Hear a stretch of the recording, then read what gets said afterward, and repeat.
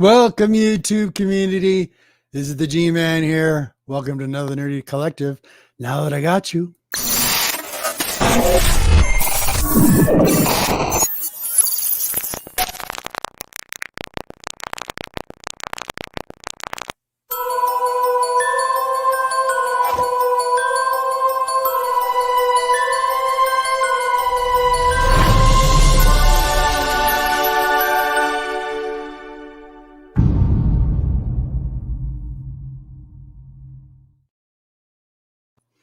Welcome, everybody. Thank you for being here. And now, without further ado, my guest for tonight. Where did he? Oh, no, I just screwed up again. Here we go. It never fails. Boom.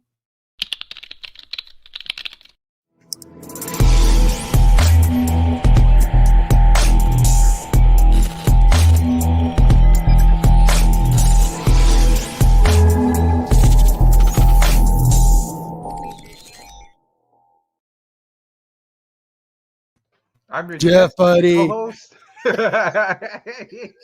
Sorry. How you doing, buddy? Nice Not to bad, see you. not bad. Very cool. You've had an Well, exciting week.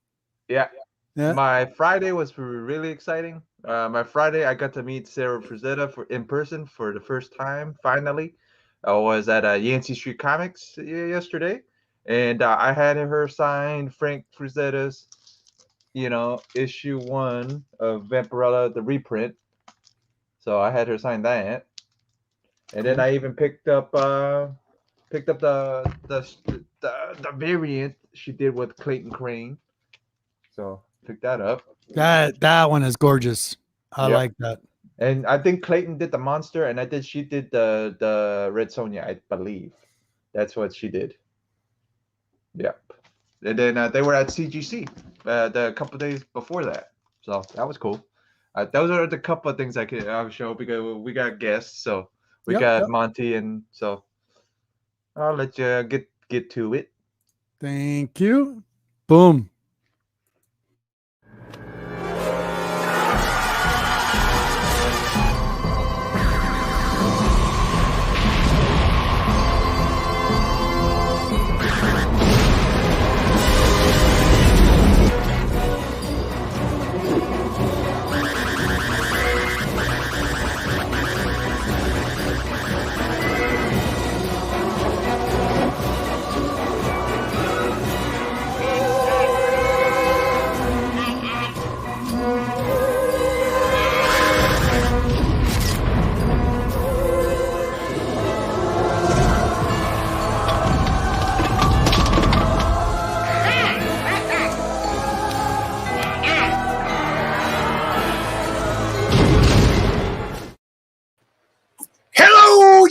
YouTubians, it's Mr. White Gloves Splash Page Comics, and welcome to the Nerdy Zone. How you doing, buddy? I'm doing great. How are y'all doing tonight? Awesome.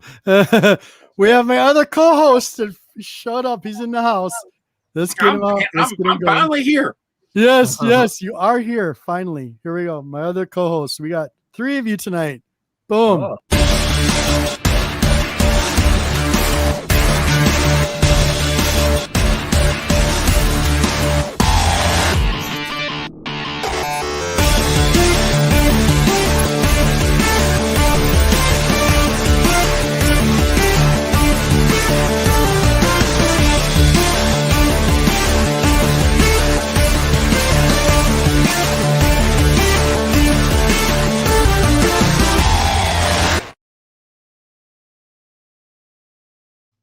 What the deuce is in here as well. What's going on, everybody? How's everybody doing? What's up? Doing good. Great, man. Full house tonight. How is everybody's week? Busy. Yeah, mine too. Mine was really busy today. Busy and exciting. Yeah, Jeff had an exciting time. Did you see that, Deuce? Yeah, I did. He got all kinds of cool stuff signed. Ooh, smoke and fire. Deuce, I gotta say something, buddy. Oh my goodness. That I will get my comic haul probably the end of next week. It's gonna be huge. Got a ton of stuff coming. But I'm gonna tell you something. That red room Ooh, Yeah. that's disturbing. Yeah. If you want to know, tried to warn you. yeah, there's something that me and John agreed on. You want to know something? You want to know, everybody in the chat? I just want to let you guys know. Downright Nerdy, thanks for being here. Carlito, thanks for being here. I really appreciate it. Smiley Troy, love it. So nice to see you. But here's the reason why they have the Comic Code Authority. This is one of the reasons, because doubt of about books like this. Yep. What's that? Yep. No doubt about that. Yeah, No doubt just about so that. everybody's aware out there. If you see Red Room that is not made for our children whatsoever, no. So Do just not pick it up for kids. even when you catch it on the rewind, that is your warning. Do not pick that up for kids. That is an adult book, and even as an adult book, it's a very disturbing book. Just so you know, Smiley, because I know you're asking Deuce about it. I just wanted to give you my personal review. Yeah. So yeah, there you go. I picked up 2 more copies of it today. Yeah, so did I. Yeah, I got the run of it, unfortunately, because they got it because it's controversy, is what it is. For sure. Hey, Deuce, Yeah. you remember the book we were talking about last week? And guess what happened? Guess what happened when I met Sarah that day? Found I it. know she signed it. No, I know that. I mean, I found this. You remember what we were talking about? This one about Purgatory's first appearance. Oh Yeah. yeah. Found it. Nice. Yeah. I found Well it at done. that shop too. Yeah. How about you, Monty? What Cool, did you man. grab out today in your storage find? How is your Empire working? The Empire's coming on real good. I was cleaning out a storage locker and I found a tote, and I found a stack of books in there that I never knew that were in there. Check this out, you guys. Holy Found this Look Spidey. at this, some classic Spider-Man. Quite Oh, a few nice. books, really. Then I found another Spider-Man. Oh, that's classic Lizard. Yeah, that's great. Then another Spider-Man. Oh, nice. Then I found these Guardians. Nice. Sweet. I miss you, Michael. Miss you and the honey. Want to see some more shows with you too. Mhm. And I'll flip through them real quick. And then there was another Golden Age War comic. Ooh, I like that. And Monty, what was the date on that war comic, buddy? I don't know. I haven't opened it up. It's still like in a poly. It's still in a 1952? poly bag. It looks like 52 almost. It's a 10-cent book. Very I'll have nice. to open it up and find out. Then I found a few Daredevil. Oh, sweet. Classic. One of my favorites. Sweet. Mine too. Wow. Then another Spider-Man. And then I Nice. found another Golden Age. Oh, there's another one. That's a good one too. I That's cool. have a few of those as well. Then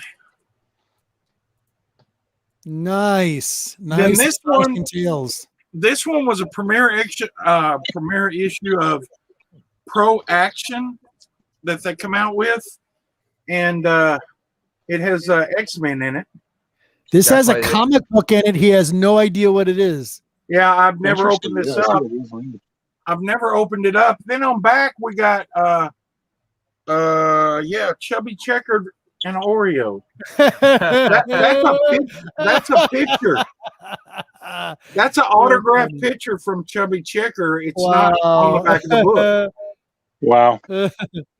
So Pretty I, random. And I remember the picture, but I don't ever remember the book. So, that was some stuff that I found in a storage that I'm trying to clean out and busy doing everything. And the Comic Empire, I've got to do a video on that. The Ooh. barn is up. The electricity box is in the barn. There's electricity to the barn. We're getting ready to run conduit inside the barn and get all my plugs put in. And then we'll start building the rooms in the production studio. There you go, buddy. Can't Absolutely. wait to see that. Awesome. So you have been busy, Yeah, Jimmy man. bag of 7 in You've there been saying, really busy. open it. What was that, Deuce? I said you've been really busy, my friend. Oh yeah, and I've been working anywhere probably about 13 hours a day. I mean, it's I hear ya. crazy. I mean, as long as they're going to give me the overtime, I'm going to take it. Oh, I would too, man. Yeah. Yeah, I've been averaging I've about been 5 doing hours a day. overtime myself. Yep. Wow.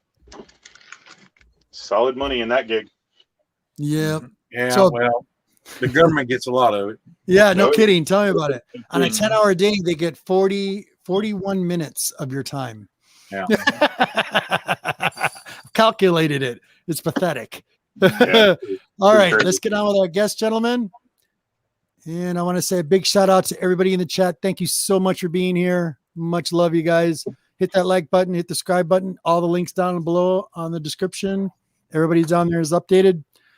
And here we go. Bam.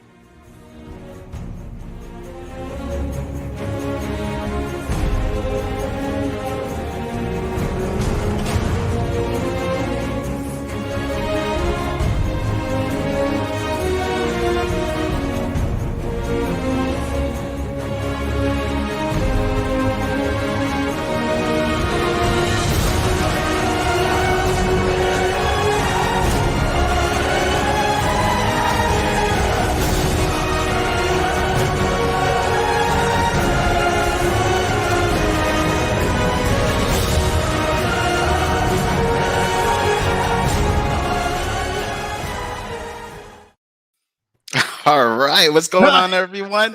This is Zen from Zen Multiverse. Gee, man, that intro just made me feel like I was like descending from the heavens. So awesome! That's so awesome.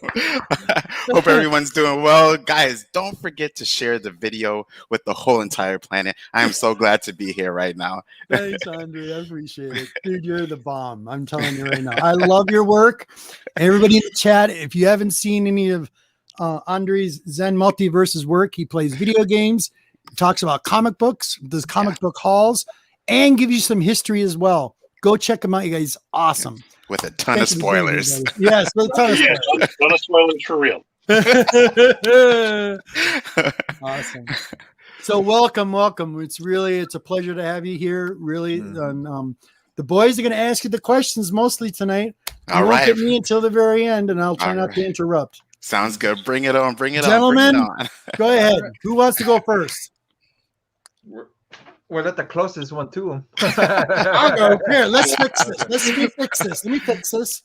I'm going to fix this right now. Hold on. And then we're going to put a little snazzy. Where is this? Where is it? We are. Boom. There we go. Wham. And we'll knock it down just a tad. There we go. All right. Go ahead. Who wants to go first? All right. I'll go. Go ahead. Boom. Go ahead, buddy. Okay, I would like to know what you find the most challenging thing in collecting, and the most challenging thing in your realm of video games. Okay. Yeah, no, super great question. The first thing that came to mind when thinking about like the challenging parts of like collecting is number one is budgeting, and number two is space. And when I say budgeting, especially in our era today, there's so many variations of like covers, which are so phenomenal and beautiful.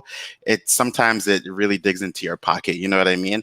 And then when it comes into like space, like I have a ton of books now, and I would say I've always been into comics, but I would say that it really started to get on the horizon of collecting in about like 2015.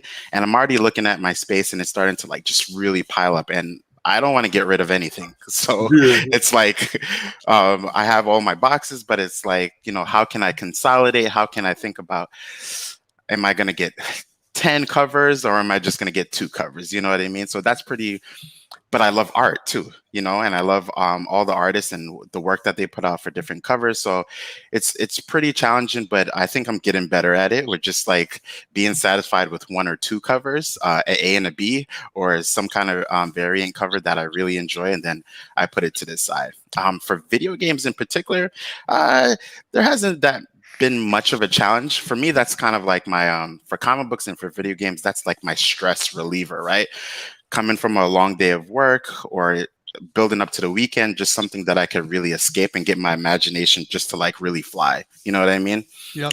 So yeah, I would say those are pretty much the most challenging portions for each of those categories. Well, my advice for you on the space is start building right now, because if you're not going to get rid of it, Yeah. you might as well start right now. Yeah. You're going to I need it. have 2 rooms and it's filling up. Yeah. I got 2, and I'm building a 45 by 30 barn. And you know, someone was telling me to get into digital, and I love digital. And the reason why I love digital is because I could read, at least on Comixology, I could read books in like a cinematic type, not a cinematic view, but I could go from panel to panel to panel. Sure. But I'm pretty bad anyway. I'll buy it on Comixology and then go buy the hard copy in person, because I love to have the copy itself. You know what I mean? Yeah. I love to go through the pages. I love having it in my hand and flipping through those pages, because that gives me that nostalgic feeling of when I was younger and just immersing myself into whatever the story might be. You know what I mean? It could be horror, it could be adventure, it could be whatever it could be. I'm just really digging it. So, but yeah, I'm gonna need to build a building. Yeah. Well, that's what happened. You got a question, Yeah. Juice? Yeah, I do. So, what made you start the channel? What inspired you to get going as far as doing the different reviews and, you know, on comics and really, you know, everything, the games and Yeah. what got you started? I would definitely say it had to be my son.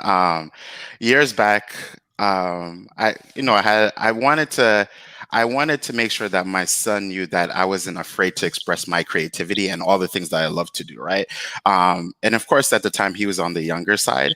He's 11 now, but I think when I first started the channel, he was about 9 or something of the nature. So I wanted him to be able to have an outlook and just like go on YouTube and be like, oh, there goes my dad. You know what I mean? He's doing X, Y, and Z. And he also does ABC. You know what I mean? But from there, I just really felt really immersed. The community is so amazing, especially the comic book community. Where everyone is pretty much like-minded, and if there are differences, it's like, well, you know, we're all different people, you know. Right. But in general, it really started with my son just kind of having a different outlook, right? Because he sees me as dad, he sees me as like what I do at work, you know, for a living. But then there's this side that just gets really like hyped and just like full on nostalgic geek mode, right? And that's the side that I want him to know is the core of me, you know. But from that, I also have the channel as a reminder to stay who I am too. You know what I mean? Yep. Because sometimes when you're going through the daily work struggles, it's you kind of lose sense of that child self when you're, you know, coming from school and then going to the corner store and getting like some X-Men cards or some DC cards or some like a comic book at the newspaper store. And I never want to forget that. I want to make sure that as I'm aging, that is my catalyst for who I am, you know? So that's why I started the channel. You know, I think there's a lot of pinpoints as to why I started the channel, but those are the core reasons, you know, not to forget, but also to be a catalyst for inspiration and creativity for my son as well. That's fantastic. Jeff? I got one. I got 2 actually. Who's your favorite characters, and what's the oldest book that you got in your collection? All right. My favorite characters. I have so many. But I'm gonna start off with kind of like my core 5. I would say Superman is number 1. And I'm gonna tell you why I chose those characters. Superman, we have for me, it's Cyclops of the X-Men. Beta Ray Bill, the Blue Marvel Adam Bashir, and this is all Marvel, and Forget Me Not from the X-Men, who premiered in I think it was X-Men Legends number 300. Monty approves. Yeah, Everything but Superman. I'm Marvel. Yeah. And the reason why I would say for like Superman, he's definitely one of my favorite characters. Not so much of the powers. It has absolutely nothing to do with the powers. It's just about doing the right things for the right reasons. And I really cling on to that. I think me growing up, I always try to be a person who just did the right thing for the right reasons. And sometimes people might say, what are the right reasons? I think it's just about being a good neighbor and treating others the way that they would want to be treated and just helping them out, right? I always go back to like the old Superman movies, like Christopher Reeves. And I remember in an interview, he said, you know, the epitome of being a Superman, right, is just about being a good neighbor, right? And I don't know, I think I can't really like tell the formula that why that really made a lot of sense to me, and why that that led me to want to be a man who always was like that.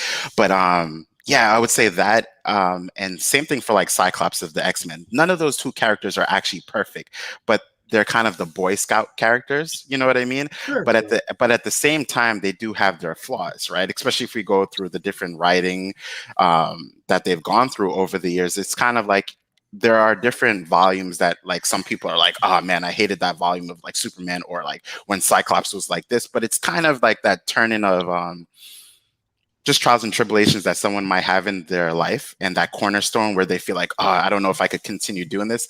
But then at the end of the day, those characters still prevailed in some type of way, right? Beta Ray Bill, I think he wasn't the Thor character, right? He's just he's a Corbinite character who went through this program, the cybernetic cyborg program, who then bested Thor. And I think he's just a character that's like the second best character, but he's always been the person to me that's like he's always been the number one to me. You know what I mean? It's been Thor, but like I'm like, but Beta Ray Bill did beat you.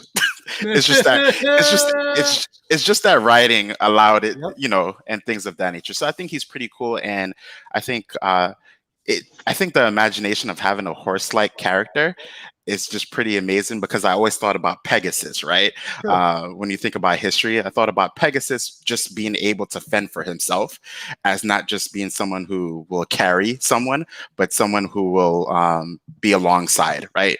Not someone who's being used, but being a partner, right? And I always thought about Beta Ray Bill being like the partner of Thor, not really the Pegasus of like, you could fly on me, right? In a sense. And then one of the other characters that I mentioned was Forget Me Not from X-Men Legacy number 300. And his powers are it's pretty depressive. But his powers are basically, he's in a constant state of a flux, right? Where he's in reality, but he's not in reality. And basically his powers are, if you see him, you'll forget that he's there in about a couple of seconds, right? And his storyline really shows that he's been in a lot of X-Men comic books per se, but we've never, basically every time we saw him, technically we didn't really see him, but every time we saw him, we forgot about him. So he's been in like the Brood battles and things of that nature. But basically Professor X would have to put on a psychic kind of like reminder that he's actually there, right? And I think it's just it's creative, right? It's a creative power. It's kind of like, when you kind of think about, for me, it's like when you're trying to do the right thing, but you're not looking for acknowledgement type of power, you know? Right. It's like you're just doing what needs to be done, and you're not looking for someone to say, oh, you did a great job, or you helped that person. It's like, well, no, I just did it, and that was it. You might forget about it. You might not even know about it, but I'm going to keep going. And I think that's why I really like that character. So in a sense, you could kind of hear like I'm a Boy Scout too. You know what I mean? Awesome. But I really dig those characters for those reasons. And Adam Bashir, the Blue Marvel, I think I was introduced to that character in about 2000 and I forgot 17, and he was created by Kevin Grevaux, and he has that really deep voice from the Underworld series. Right. And I just thought like the introduction of that character was just really cool. And in terms of just looking up to a character that kind of looks like me on a physical plane, I just thought he was really cool, and his power sets. So yeah, that's kind of like I think that was my big five. Awesome. Yeah. Oh, detailed. That's what I love. Okay. I tell you what, picture this. Yeah. I'm channel surfing out there. I'm going through YouTube channels and everything. Yeah. Boom. What does your channel have to offer me? Tell me what it's all about. Draw me in. I'm gonna do like my intro. Hey everyone, this is Zen from Zen Multiverse, and on my channel you can find gaming, comic book reviews, reaction, and just a whole lot of geek culture that will let you know you could be yourself and have a good time doing it.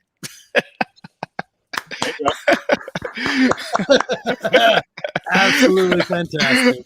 You see why I like this guy. Yeah, so on my channel it's pretty much an amalgamation of different things. I really wanted to make it just one form of content, but I realized I'm into so many different things that it kind of sparks my my creativity, number one, and my interest. Like sometimes I might want to do comic books, and sometimes I just want to get very nostalgic and play like Super Mario Brothers on my channel, you know.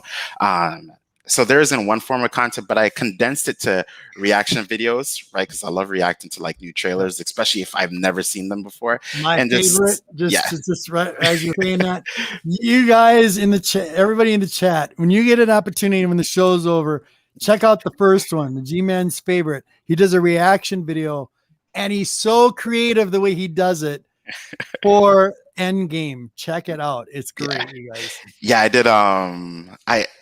I think my last couple of reaction videos, I started to do skits. Not the most recent one for I think the most reaction video that I did was for the What If series that's coming out on Disney Plus. I didn't do a skit, but I started to like really like doing skits before the reactions that lead into it. So I have one for the Endgame and I have one for the Flash video. That one blew up and it's like nearly at like, I don't know, like 9,000. I was like, I just did it because I thought it was cool to like act like the Flash and go through the strike force per se, to not get a copyright strike. I didn't get I got a copyright claim on that video, but I didn't get a strike. So I made it through.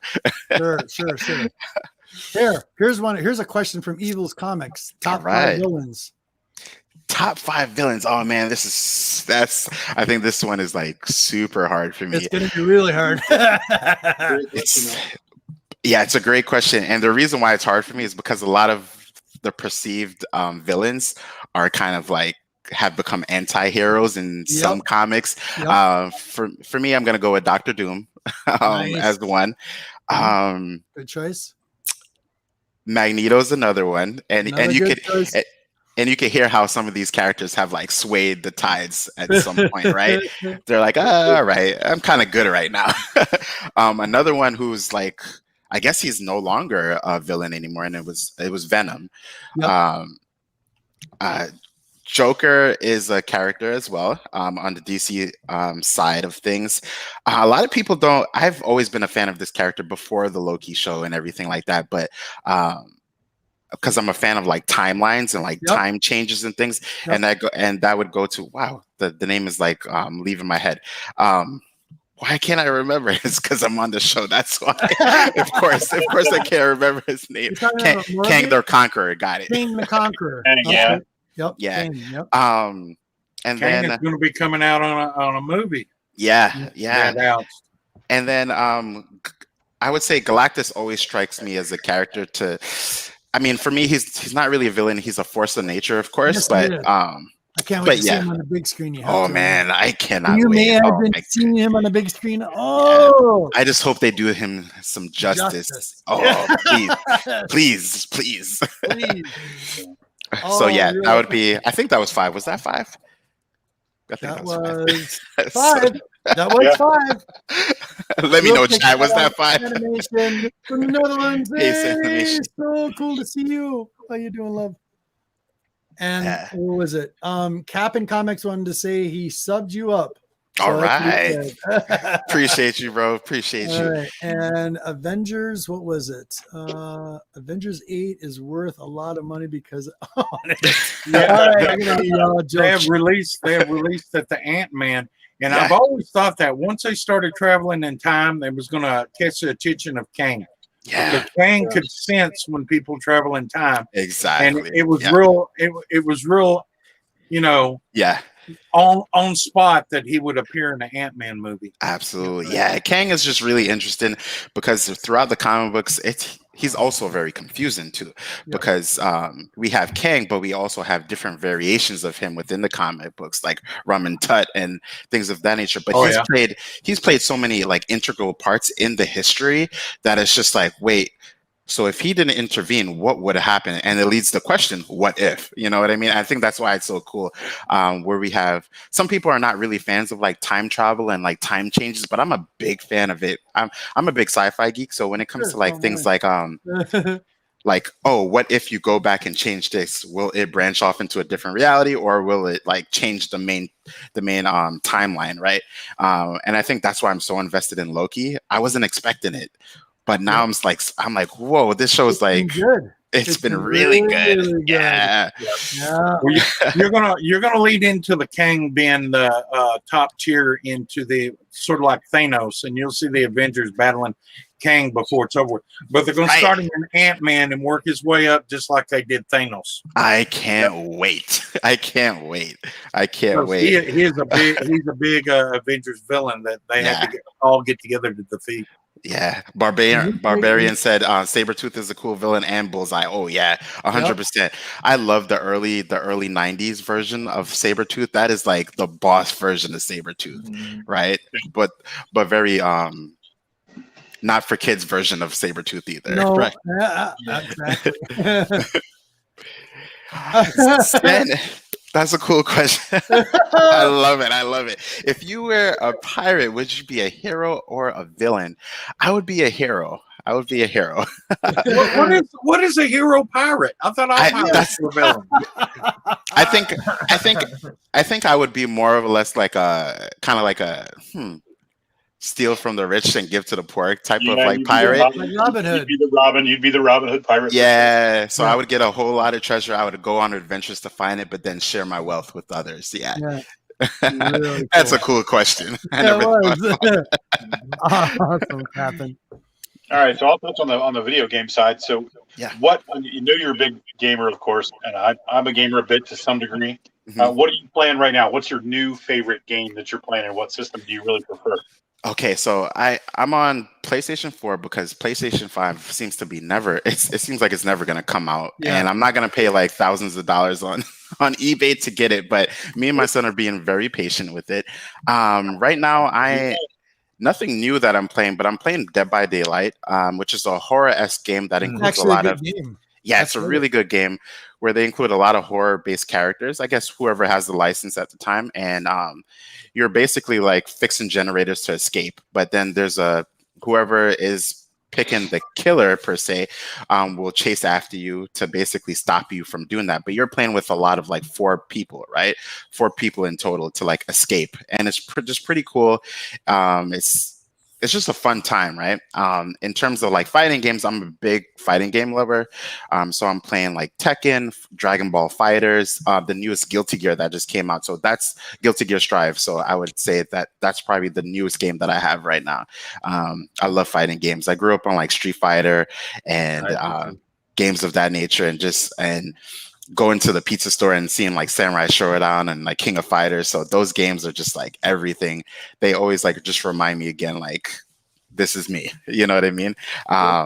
Yeah, those are the games I'm playing right now. What games are you playing? I want to know now. Yeah, I tend to go back. I'm a PlayStation guy myself. I'm not going to buy a 5, same as you. I'm also not going to, because it also takes forever. Yeah. And I feel like PlayStation generations get better. The second generation is always better than the first generation. Exactly. There's a lot less bugs, not to mention the fact that when a new system comes out, there's like 8 games. Yeah. And then like you just get so sick of that. So yeah. I'm a big Horizon Zero Dawn fan. I play that game a lot. I love that game.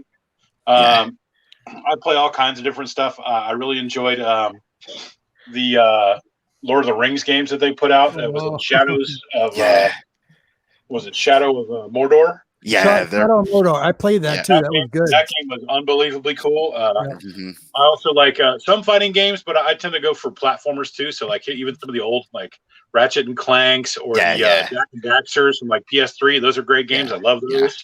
And again, I always was a Tekken fan, so I grew up playing the big stand-up games like Street Fighter. We used to like literally rack up a bunch of quarters, go down to 7-Eleven and like hang out. Street Fighter, Mortal Kombat.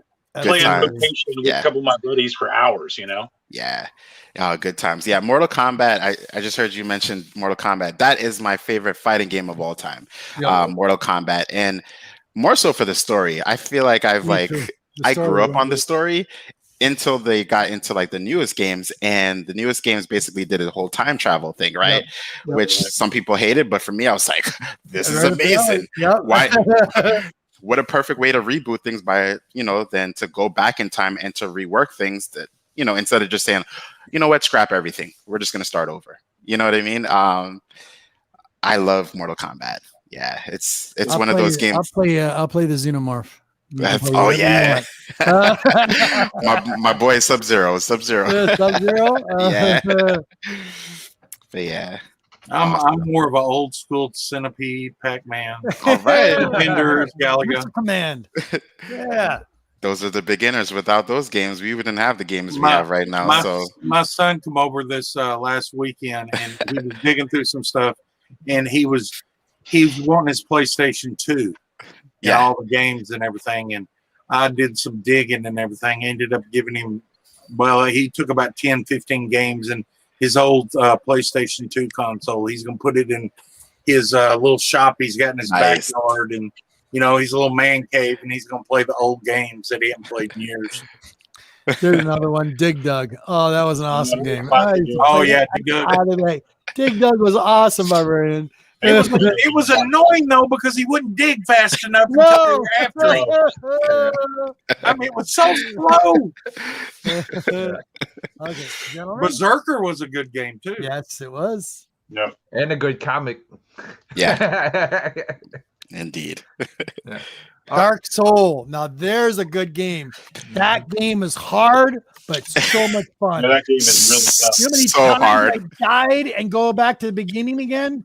Yeah. I have gotten so frustrated with that game. I played, and I was like, wow. Evil, that is such a good game. Such a good game. That's the thing. It makes you keep playing it because it was challenging. I've snapped a disc in half one time because but the reward on that game though was always good. Always. It was always good.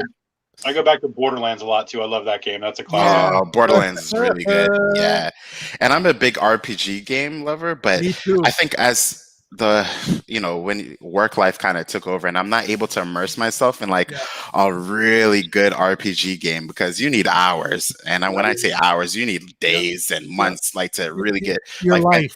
Yeah, Final Fantasy was one of my things, and I remember how much. I could clearly remember a good portion of my life dedicated to Final Fantasy VII, but I loved it. It. It's like a great book that you just kept on going with. So, yeah. Mine was more Diablo. We played Diablo. Another good game. Yeah. Diablo. We played Diablo forever. Yeah, Diablo's really good. And oh man, it just dawned on me right now. It hit a flashback hit me. That one of the first video games that I had ever played was when I was at the movie theater watching Jaws, and I come out. They used to have intermissions back then, and I come out and there was a Space Invaders game out there in the lobby. Nice. Space Invaders. Awesome. Awesome. I used to play the heck out of that game. I loved it. And it was so challenging too at the same time. Yeah. Oh, man. Boop, boop. You were flying after a while. Awesome. Doom. They're talking about Doom. We got everybody talking about Diablo now. Yeah. Legend of Zelda. Legend of Zelda was great. Yeah. I remember playing the original 8-bit Legend of Zelda Mhm. for hours, getting no sleep, figuring that game out. It was an awesome game. That Legend of Zelda. I'll tell you what I did with that game when it came out. And I wish I had this stuff, but it got thrown away. Every panel when you move over, you'd have another panel and another little scenery and everything. Yep. I took and went through that game and took blank sheets of paper and drew with map colors every single panel of that game and put them up on a wall as a map. And I had this huge wall covered, and I tape them together of the whole Kingdom of Zelda. That first game. That's not weird, Monty. Because Monty, that's not weird. I still have notebooks full of old clues, maps, all this stuff. Because you couldn't keep track of it otherwise. There's no way you could keep track of it. Game guides. You know how in Zelda you'd go in a castle and it'd show a floor, then you go through another room? Well, I'd sit there and tape papers where I could lift up and go through the floor. And when I lived in an apartment, I had a whole wall full of that. My wife hated me. She hated me. I mean, and I wish I'd kept all that stuff because I took all the time and detail of drawing every single panel, TV screen panel, and putting them together. And I don't know what happened to them. She probably burned them. I believe it. I used to do the same thing. Yeah, see, I did that with my comics. That was how I used to keep track. I had notebooks of comics. Like I would have to flip page. Yeah. What am I missing? Thank God for apps now. It's so much more convenient. This is before the internet, guys. Way before. Way before. Look at him. Jeff is saying you're calling us old, really old. No, I'm just saying. That's how we. But that's how we get.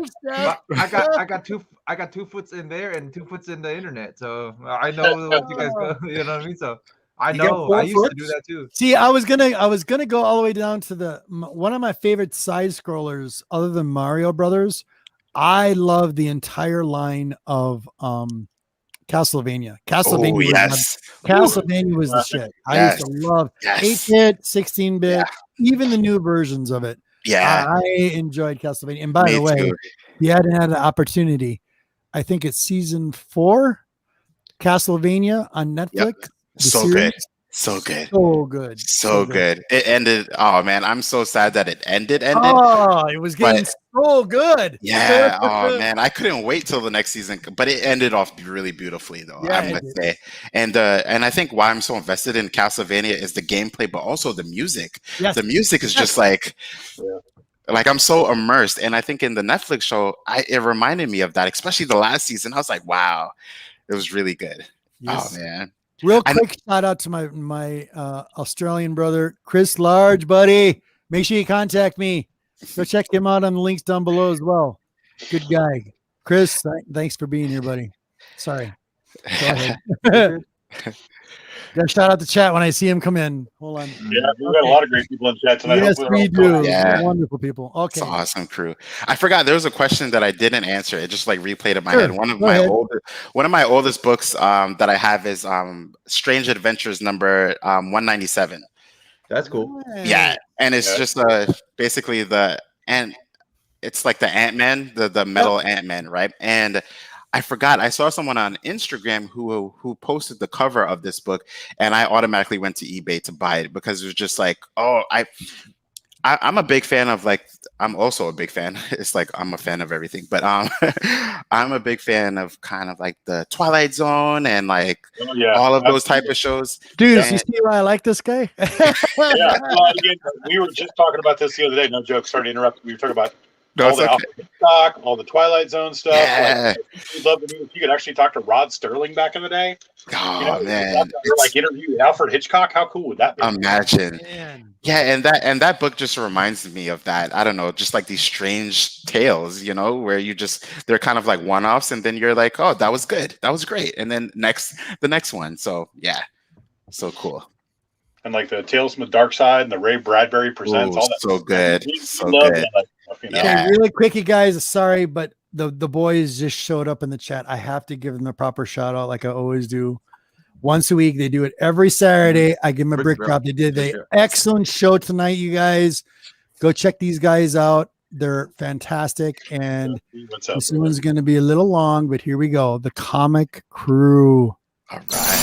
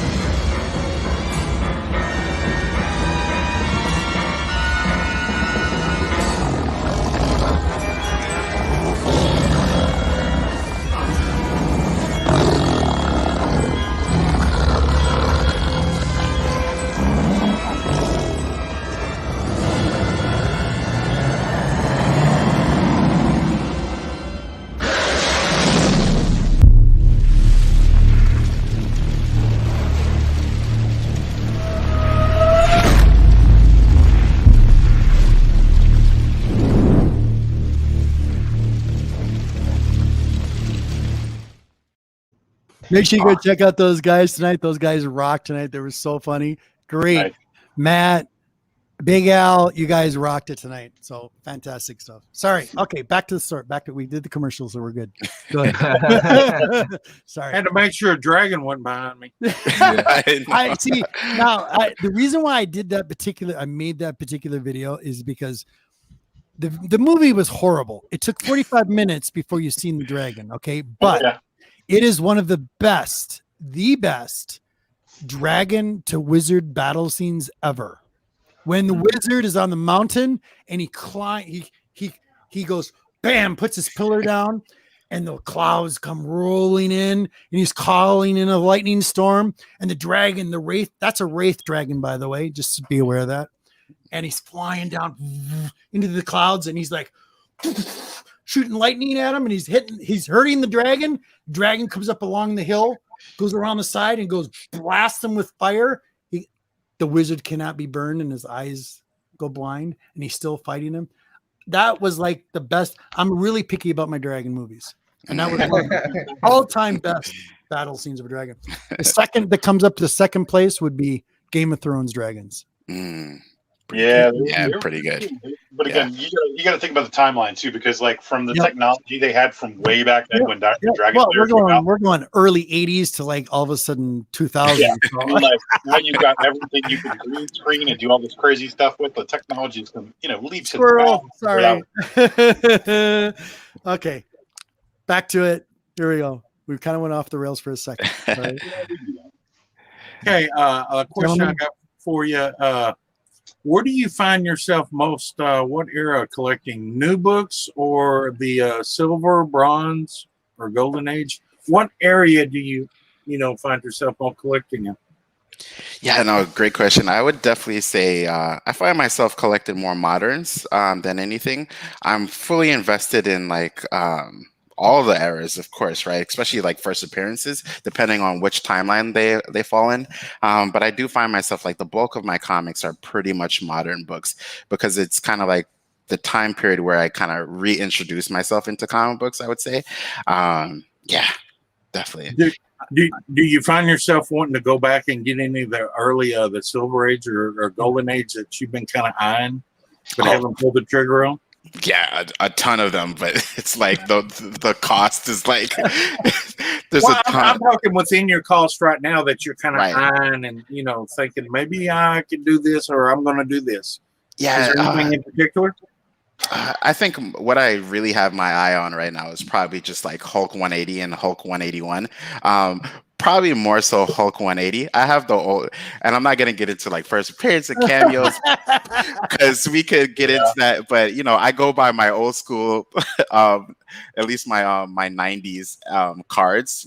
Like the Dusko, the masterpieces, and like things like that. So I would have really loved to have a 180 and 181 for sure. It's not in my price range, of course, but I really want it.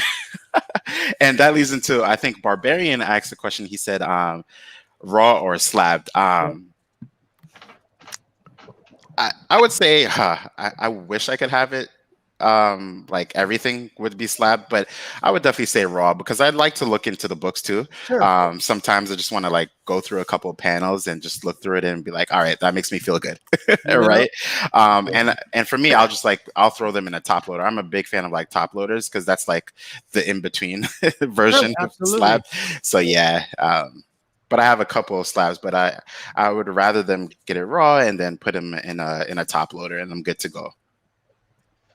Yep, there's some really good other alternatives out there now too. We got a lot of boobs talking in the chat. I see it too. we got. Hold on, okay, so let's go. I saw boobs and then I looked up to Vampire. I was like, all right, got it. Happy is the best. Joey back to 7 because of the boobs. Oh, you guys have your moment. There you go. There's nothing wrong with boobies. No, there's not at all. Everybody loves boobies. It's on a redhead. I just wish there was like 4 on a woman instead of 2. Yeah. I always say this though: more than a handful, and it's a waste. You got it. Well, I got more than a mouthful. It's a waste. Vampirella and those books. Oh man, those were the books that like I had to like walk Like when I was Yep. younger, like I would want to look at it, but I Yep. had to keep walking because it's like I'm a kid. You know what I mean? Sure. But now that I'm older, Boy Scouts still kicking in you, bro. The Boy Scouts still kicking. yeah. Yeah, I totally get it. Gentlemen? What I got one. Yeah, What's who's your favorite Tekken character and who's your favorite Street Fighter characters and Mortal Kombat characters? Okay, all right. So I'll start backwards. Mortal Kombat definitely has to be Sub-Zero. I've always been a fan of like ice characters and like cryokinesis and all things like that. For Tekken, I would have to say like Yoshimitsu. He's always been like a crazy type of like samurai as a character, and he's always been pretty cool to me just overall because he's unpredictable. And for Street Fighter, I would definitely, oh man, I remember going against my sister with using Ken, and she would always use and Bison in Street Fighter too. So Ken would be the character. I'm always a fan of like the characters that were supposed to be the second to the main kind of character, like Ryu, Ken, Scorpion to Sub-Zero, even though depending on like the perspective, right?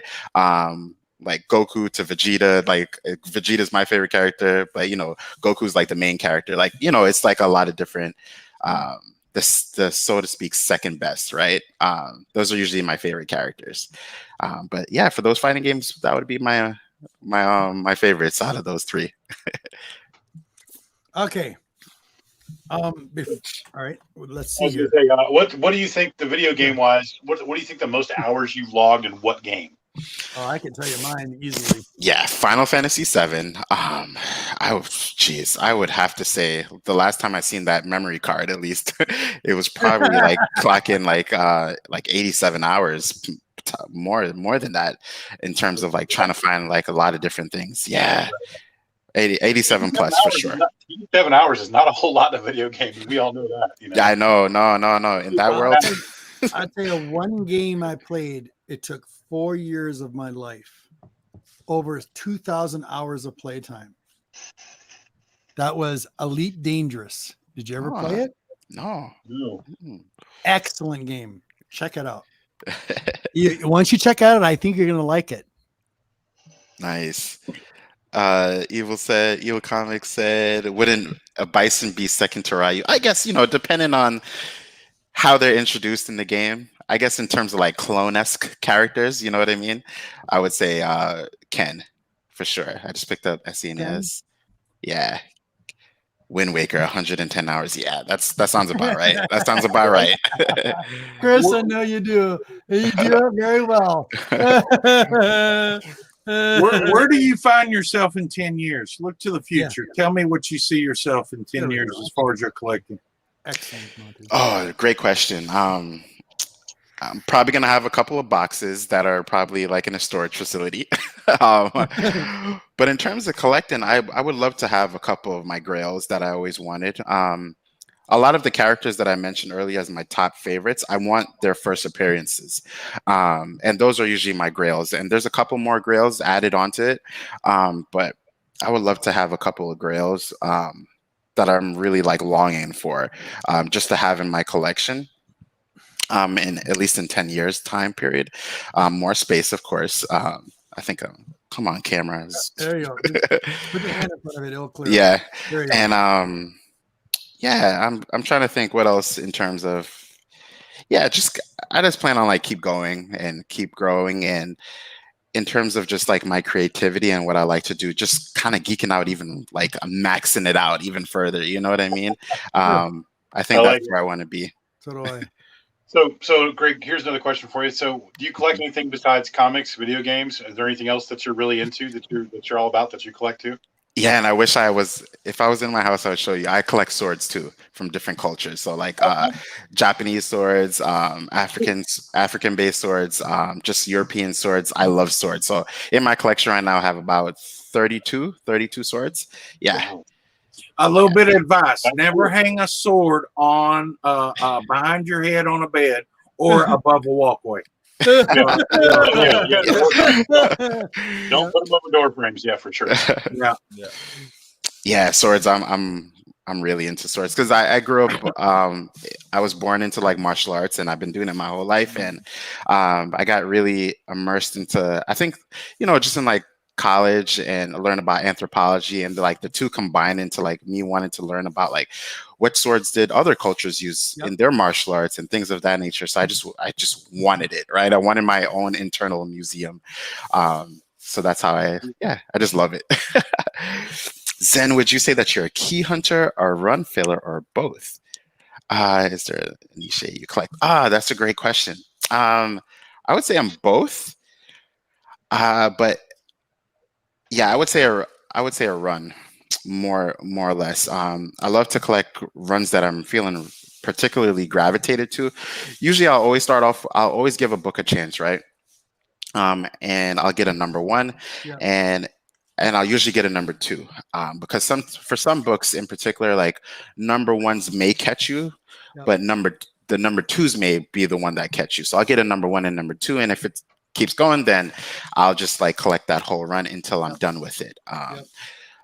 So lately, I've been collecting a whole lot of number ones, just to see how a couple of books are going. Like for example, I just No Good Comics. He gave me a recommendation for Black Friday, which is this. I think it's an indie book. I have it right here. Yeah, I know it. Yeah. Yeah. And this bad boy right here. And it's interesting. It's an interesting concept. And I got number one and two. I haven't read number two.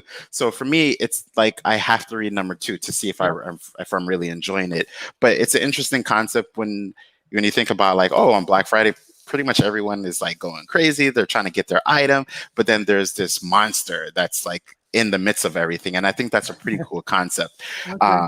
Like everyone is acting this way, but in the background, there is like the real monster. So I think it's pretty cool when it comes to that. Yeah. So I think I'm a run collector, but key collector, I try, but I don't think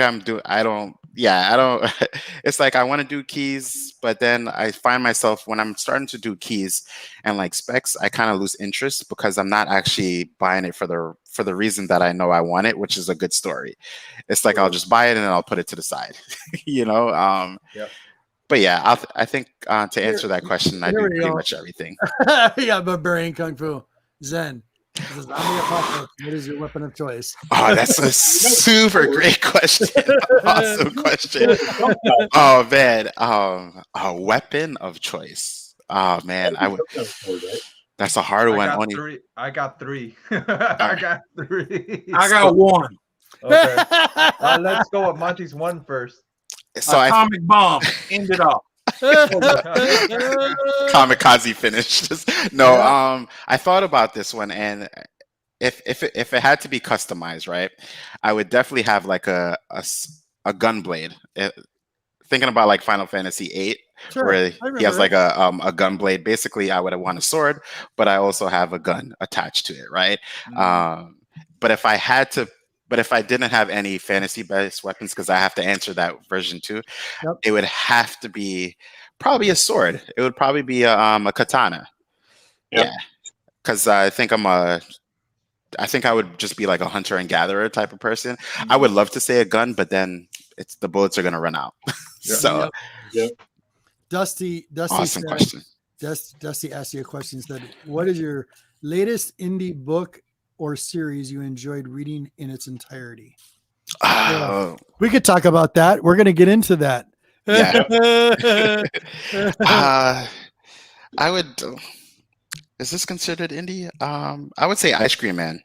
Okay. Ice Cream Man. Yeah, it's indie. Yeah, I would say Ice Cream Man. I'm enjoying Haha too. Yeah, I would say that's my favorite because, again, going back to the whole like Twilight Zone type thing, I feel like Ice Cream Man is like each book is like an individual kind of story within a universe talking about like, it's Ice Cream Man, but it's like each story you could kind of like just jump into and be like, that's a one-off, right? Yeah, I would definitely say Ice Cream Man. Well, another one that you guys are going to be interested another one, Zen, you're going to be interested in Technicolor horror, because it's just like the Ice Cream Man and Haha. Oh, that looks amazing. Yeah, that looks pretty cool. Is that technologically based horror? Something like that. More in space type stuff, like three different Ooh. stories in space. Science pretty fiction? much. That cover. It that looks like cover- Machine Man. Right. No, it reminds me. It reminds me of the old Scooby Doo when the little spaceman, the little thing that had the skeleton in the space helmet. That's the spooky space spook. Yeah. It reminds me of that. Wow. Spooky Yeah, space Evil, spook, man. Evil was talking about this last week. Evil was talking about this one last week. Yep. When I Yes, saw he it, that's was. why I picked it up. Oh, that looks amazing. Yeah. I love Oh, a lot of books that have like multiple stories in it. I love it because it gives you choice. You know, it gives Okay, you like here we go. Here's going to be okay. I am going to ask a question, and this is something I want you to tell the people that are new to the show. Most of these guys are comic geniuses as well in the community that are on the chat right now. But my biggest problem was, and we Comic talked about it noobs. earlier. What was that, buddy? For comic, this is for comic noobs and the ones Comic that are, for comic noobs yeah. and series runs and Yeah. getting back into X-Men. Now, I just got back into X-Men in issue 22, and I love the writing, I love the art, Right. and it stopped at 24. I'm like, what the fucking hell? Sorry for my language, but I was pissed. And now they're rebooting it again. Yeah. So I'm getting back on the bandwagon. I'm going to give it a shot. Just Right. like you give your video, you give your comics two choices Yeah. or two chances. I do the same thing. There's a book that I'm reading right now that's very obscure, and I'm giving it a second shot to see if it gets better. Because they told a whole bunch of conspiracy stories in it. Promise Me Darkness, I think it was. Yeah, Is you that right, promised Steve? me darkness. Yeah. You Promised Me Darkness. It was all over the place in the very beginning of that story, all the way through it. I'm like, what is this writer trying to tell me? But it kept me interested. So I want to see what they're going to do with the second run. So we'll see. Yeah. So, sorry. I kind of do a little bit of, I kind of go a little deeper into some of the series. Like I'll go 3 or 4 issues, 5 issues sometimes, depending on what it is. And if it's something that I really don't attract to or stay with, like it doesn't make sense, or I just feel like it loses me. I'm also a big fan of the art too, of course. So if the art is wonky or weird and I don't think it fits the story, it'll also kind of throw me off. Right. But in general, I tend to make little longer runs of stuff like that. And then if I don't like it, I usually get rid of it or sell it or trade it or, do whatever. Or find somebody else who would like it more than me, AOK or what have you. Evil was saying he goes to 5. I tend to go 4 or 5. I'm the same. Yeah. So okay. So getting back to this, I want you to give a little. What'd you say, buddy? I said a story's got to develop a little more because in comics it's very, very short. Yep. It's like reading. It's like trying to read a book, right? But reading a comic is like reading like the first 10 pages of a book. You don't really get a whole lot of depth, a whole lot of information. Right. So I feel like you go 4 or 5 comics in. You're at least in a short book. At least you're going, at least a couple of chapters wise, and actually see where it's going to kind of go and kind of develop. You do have to admit, Deuce, though, like Geiger is excellent, but they're too damn short. It irritates me. But again, Spawn started the same way. Spawn used to be like art, like little dialogue, and Spawn's been going how long now? Yeah, a long time. Spawn was the same way when it started, man. Right. So I mean, it kind of depends on what you keep your focus on and what you're into and what you like. That's true. That is true. Yeah. Joe said no DC. No, trust me. I love DC. Deceased is my favorite. I would say was good. Oh man, Deceased was Tom Taylor. Man, his writing, jeez, I enjoyed it. I enjoyed it. I thought it was good. He's like, no, I didn't. Getting back to this, tell the people really quick about this X-Men run and the new one and the one that just finished, and kind of give them a synopsis of what the story is going from this series to this series to this series to continue through.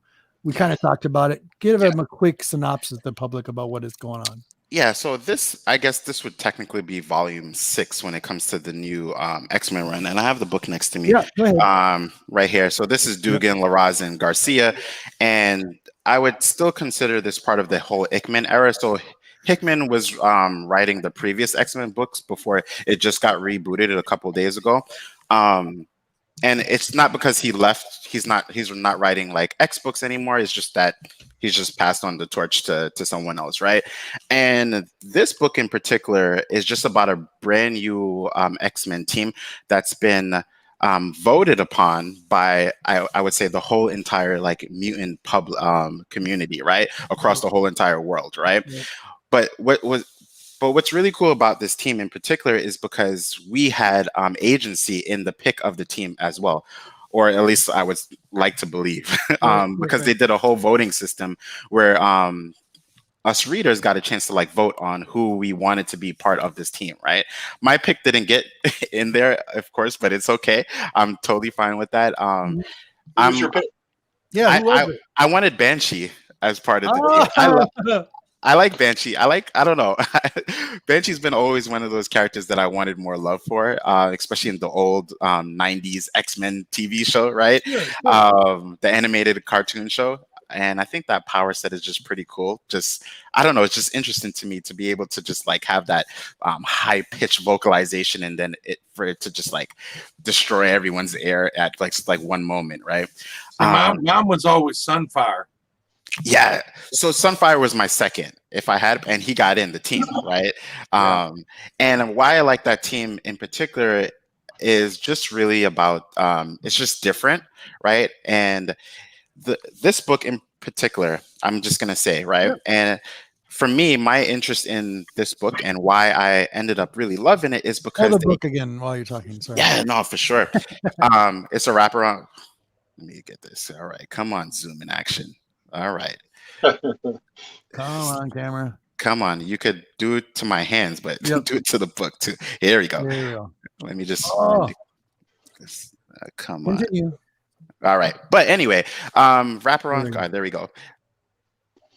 If we just go through the characters, we have Jean Grey, we have Cyclops, and we have the new Wolverine, which is used to be called X-23. A lot of us are still going to call her X-23. Then we have Sunfire, then we have Polaris, and we have Rogue, and then we have Sync right here. In this book, they use Sync. He's kind of like the MVP of at least this book because the way he utilizes his powers, some of you may know that once he's in close proximity with another person, him by himself, he doesn't really have any powers unless he's in close proximity with someone else. Then he'll sync to their powers and basically mimic them. But over the course of like publication, he's grown in the ability to kind of sync with multiple people at a time.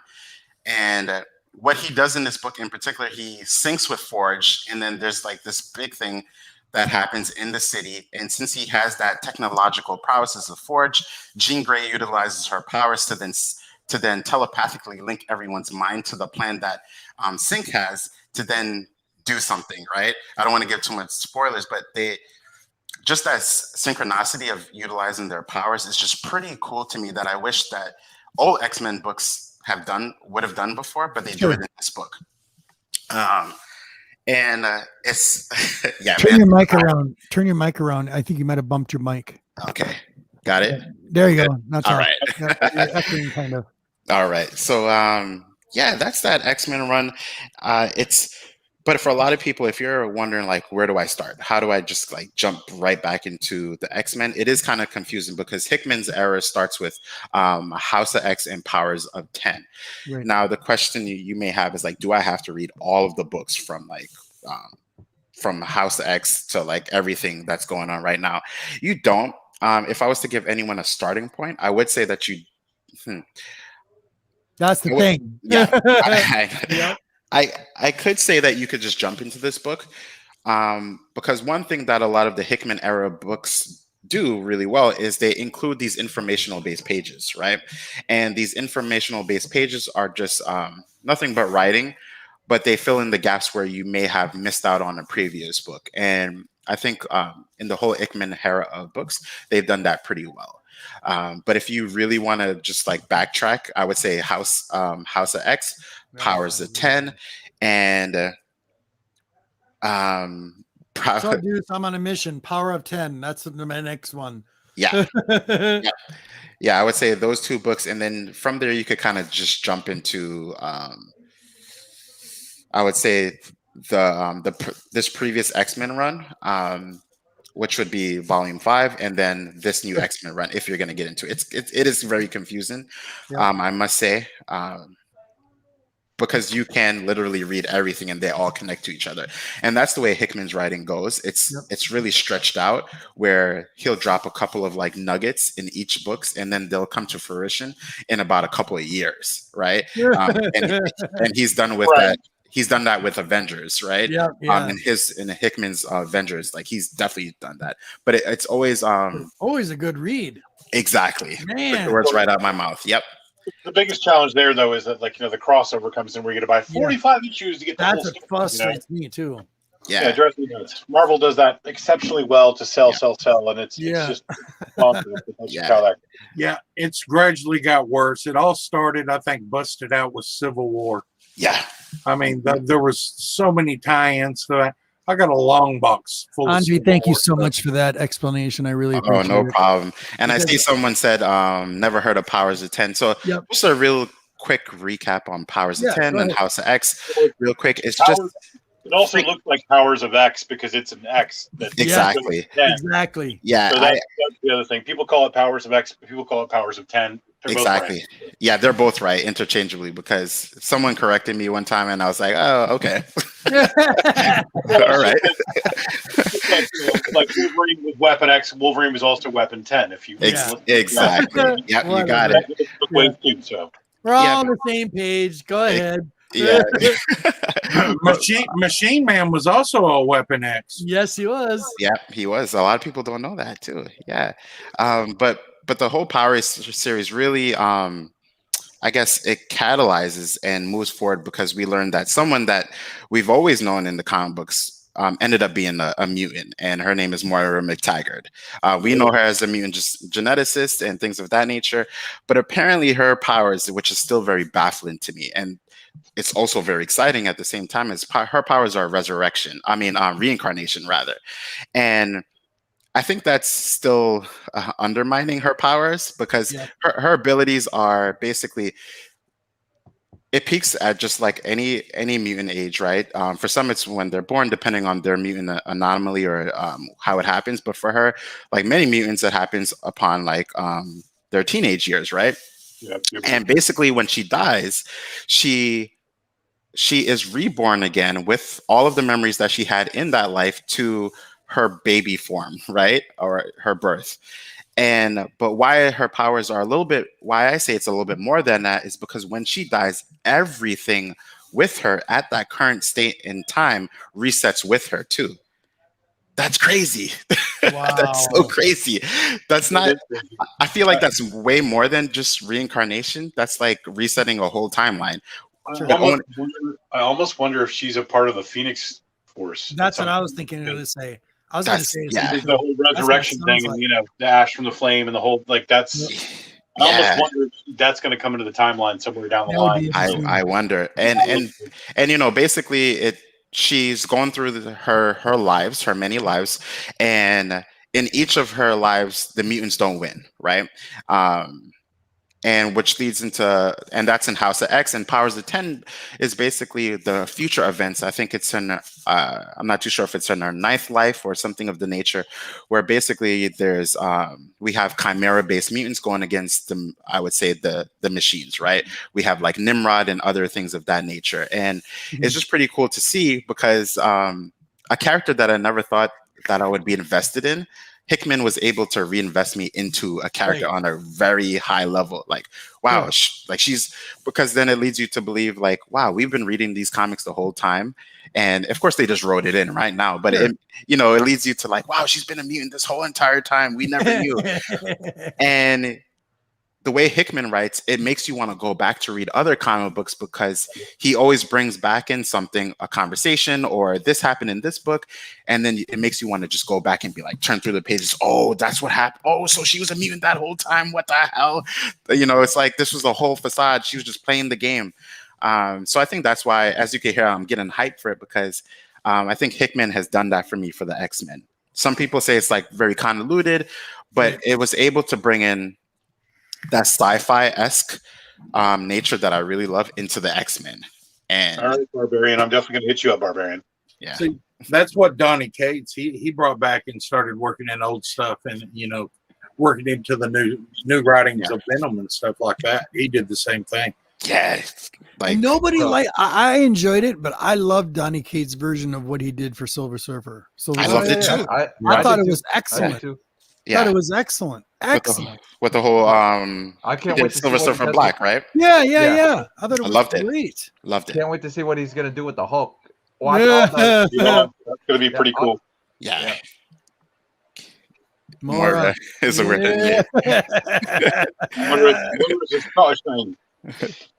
It's fun to say though, Moira. I'm getting caught up with you guys. Sorry, I'm coming back, you guys. Sorry. What is the Scottish name? It's been around for a long time. Here we go. Dusty's like, Hickman did a great job of the Powers of X and Powers of 10. Great. Grind my gears with X books. Agreed. Yeah. Yes. Flood the market. Too many mutant titles. Yeah. That's what's confusing, Dusty. That's why Zen, if anybody, I knew that I knew Andre would know because he follows it pretty well. Yeah, and there's a lot of titles that you really don't need to read. Right? To be very honest with you, if in this whole like Hickman era, I would definitely say my favorite books would have to be Hellions. I'm online with that now. Yeah, Hellions is it's just a good ride. Right now, in terms of like if you're like really into sci-fi, I would definitely say Sword. With the whole intergalactic, it's really good. Also, I would just say X-Men in general, right? X-Men is pretty good just to get the storyline going. X-Factor is good too, but again, as you can hear, like the titles are starting to build up, right? So I would definitely go with Hellions, Sword, and then also X-Men, and then I'm good. Like Excalibur, and they have X Corp right now, which is like corporation based. I'm like, thanks. For what? But the reason why I do enjoy so many titles because not me in particular, but it gives options for the people who might like different genres within the whole mutant landscape, right? So if you're into like corporations and that whole type of thing, you might like X Corp. For me, not so much, right? But if you're into sci-fi and the X-Men, you're gonna read Sword and X-Men. It's pretty cool. There's options. I'm invested in Way of X for obvious reasons. And Way of X. Wow, did I totally spaced that? That's another one of my favorites. Oh man, Way of X is Nightcrawler based, so of course I'm invested in Way of X big time. So good, and I think that's what they were trying to do, just like hit different people who like different things, right? Like Way of X is like it's really about Nightcrawler just truly just like questioning things, right? Because we know Nightcrawler is just being very religious and things of that nature, but he's questioning things now. But then in the midst of everything, we have characters like Legion and then Onslaught, who's like that's what I like about that. I have to admit, that's what I like about some of these characters. When you think about it for a moment, like Daredevil, even Nightcrawler, they deal with their religious backgrounds for morality's sake, for making that decision. Like Daredevil, for an example. Well, go ahead, buddy. Go ahead. Go ahead.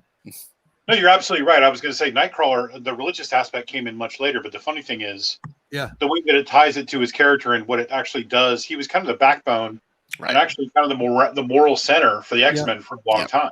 Yeah, absolutely. But his powers are so diverse, and he's so capable of doing so many things that are so way above power levels that you wouldn't think are possible. Right. That like he still stays grounded, which is he's kind of the Boy Scout, if you will, of the X-Men. Exactly. But he's also the moral compass, which is also very important. Yeah. So agreed. And I think that's why I like Nightcrawler, because I know that weighs heavily, on his character. It's like you know that you could do so much, but you also have to do, I guess, what's right, and you have to have your beliefs. And I don't know, but we know if we think about like Age of Apocalypse version of Nightcrawler, he'll teleport and like decapitate you and then teleport with your heart. Age of Apocalypse Nightcrawler was absolutely brutal. He was the best and worst killer of all. Exactly. X-Men Hellions Marauders. That was the crazy version of him. Yeah, Dusty. Those are a nice lineup. Yeah. Excalibur. It's mythical. It's a mythical. Yeah, it is book. mythical. I I don't know. I think sometimes I find myself getting a little bit confused, and it's only because I'm not privy to too much of the whole Captain Britain storylines. Right. When it comes to Otherworld, but now I'm starting to get. My knowledge is starting to get up there now, so I'm glad for that. Hope you're ready, Barbarian. Dusty's got a big list. Yeah, Barbarian, I'm going to probably hit you up too, based on what you just said. So. Oh, Barbarian. If anybody has some of the older stuff, actually check out Zen. You get a chance to check out Barbarian Kung Fu on IG for sure. Oh, definitely. Yeah. Just set you up with some deals. Isn't that right, Barbarian? Yeah, Last week he gave 10% off for 24 hours. Nice. Barbarian, we need to meet up, man. You're in my area, brother. Anyway, gentlemen, do we have some more questions for Zen? Well, Zen, I'm just curious. Like, so through this whole journey, and throughout the time that you've been doing your videos and doing the reviews and everything, do you have any particular favorite moments during your video history that you kind of go back and watch and go, wow, that was really cool. That was epic. Yeah, and I find myself watching my videos sometimes because I like to. It's kind of like a journal, if you will, right? Of just like creativity. If I go back to my first video ever was I think it was a Marvel versus Capcom video. Yep, it was. And it ended up being a theory video on like what Sigma ended up merging with Ultron, and I happened to be correct in that theory video, and I just really loved it because I just didn't really care that I was on camera. I just like was so hyped to just like say whatever was coming through my neurons were just like transferring out, and it's just exciting to see. And then I could like flip through other videos, and I think the next video is just me doing a skit reaction video, and that's when I did it to the scene of like the Flash saving the Justice League in the most recent iteration of the Justice League movie, Zack Snyder cut. And it was just pretty cool that, I put together a whole bunch of things in a skit, and it was able to be creative and just like really flourish with that. And I think that's kind of like the heart of like why I did, why I love doing YouTube videos, right? It's just an outlet for creativity. Yep. And it's just really cool. It's great therapy, isn't it? It's 100% great therapy. Yeah, 100%. When you're stressed out from work and stuff, this is another reason why I do this show. It's like meet people like you, meet wonderful people like you, yourself, and other people and the community in general. That's what I really enjoy about my Saturday nights. I have to admit, you guys are the bomb. You're the bomb. Yeah, and I just like editing. Editing is always like something just relatively fun for me. I wish I could edit in all my videos. Sometimes I try, but sometimes I'm just like, oh man, this is gonna take up like 20 hours when I just want to been doing this live now for almost 2 years, and we've got some funny stuff that we've said out there. But yeah, excuse me. But yeah, those are some of kind of like my milestones and like where I look back at like my first video, that Flash video, reaction video. There's many others too that I just look back and I'm like, wow, that was I enjoyed this. I enjoyed watching it. And I'll go back and watch them like, wow, that was a good time. And even sometimes when I'm doing like some of these gaming streams that I do, like especially for like Super Mario Maker, it's just a really good time, right? And going back to what you said, G-Man, was just really that it's a real big stress reliever, where I could finish doing a stream or I could finish doing a video and just feel like, I feel good. I feel good. Like I'm ready for the next work day, Of course. What is it? Right now, Barbarian is sitting there saying, he said, Zen, are you excited to see more Shang-Chi movie? Have any martial arts background?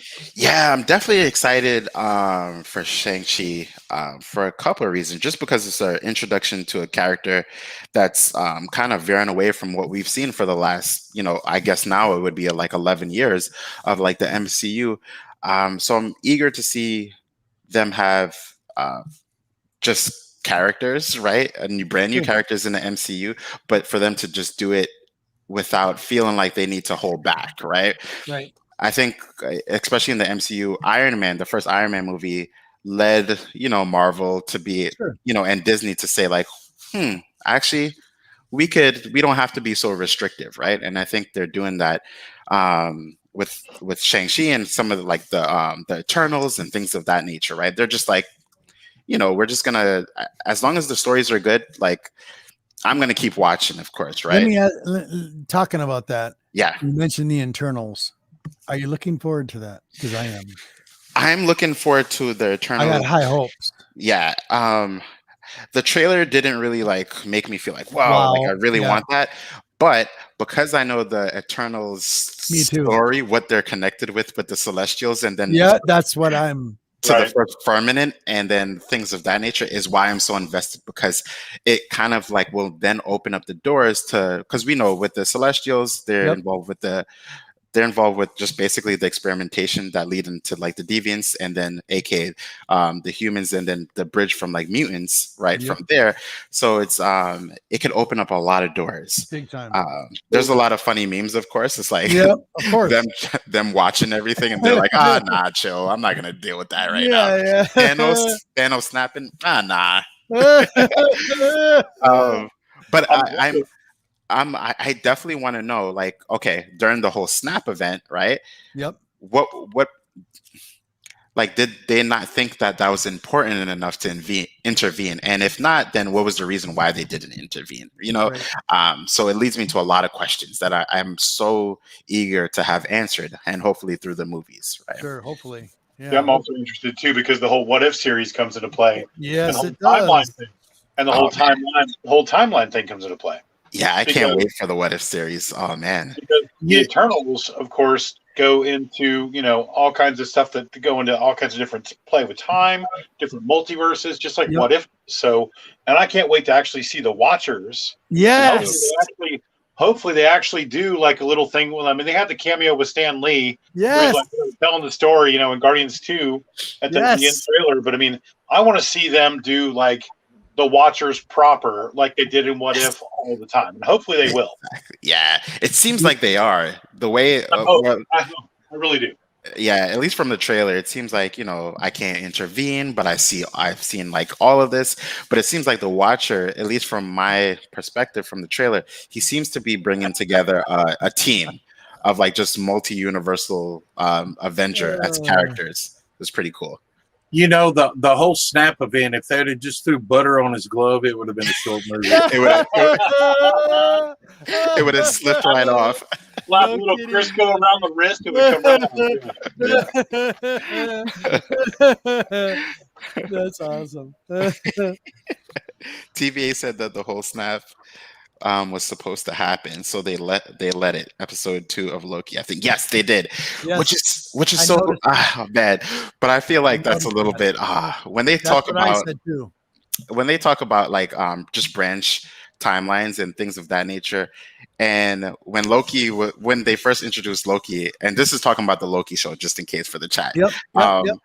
When he was like, I think you have the wrong person. He's like, I think you wanted the Avengers. And they were like, no, that was all supposed to happen. And it's Loki's like, what?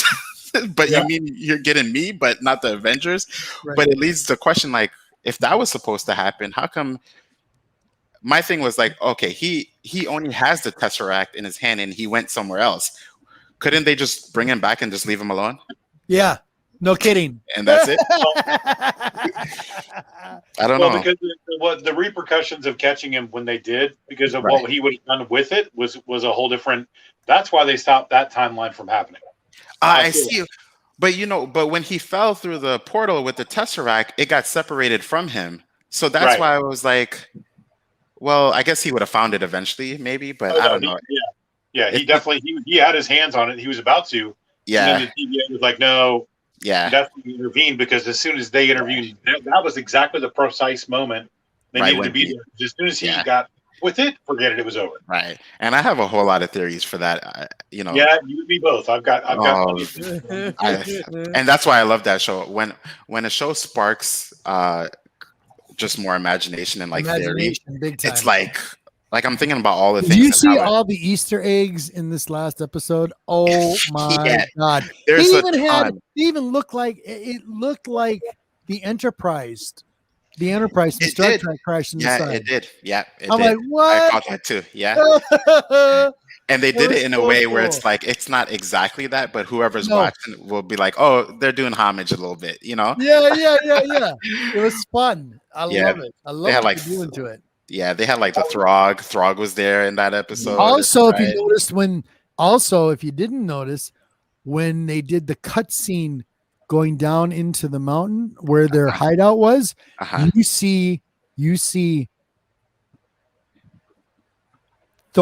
frog Yeah, Thor Throg, in a yep. jar. Yep. He's trying to kick out of it in the dirt as it's Yeah. going down. Yeah, The it's pretty cool. hammer's there. Mhm. I There's a love whole that bunch- when they did the same thing in the Avengers movies with like the collector and like all the different random things That he was had. in his so collection. fun.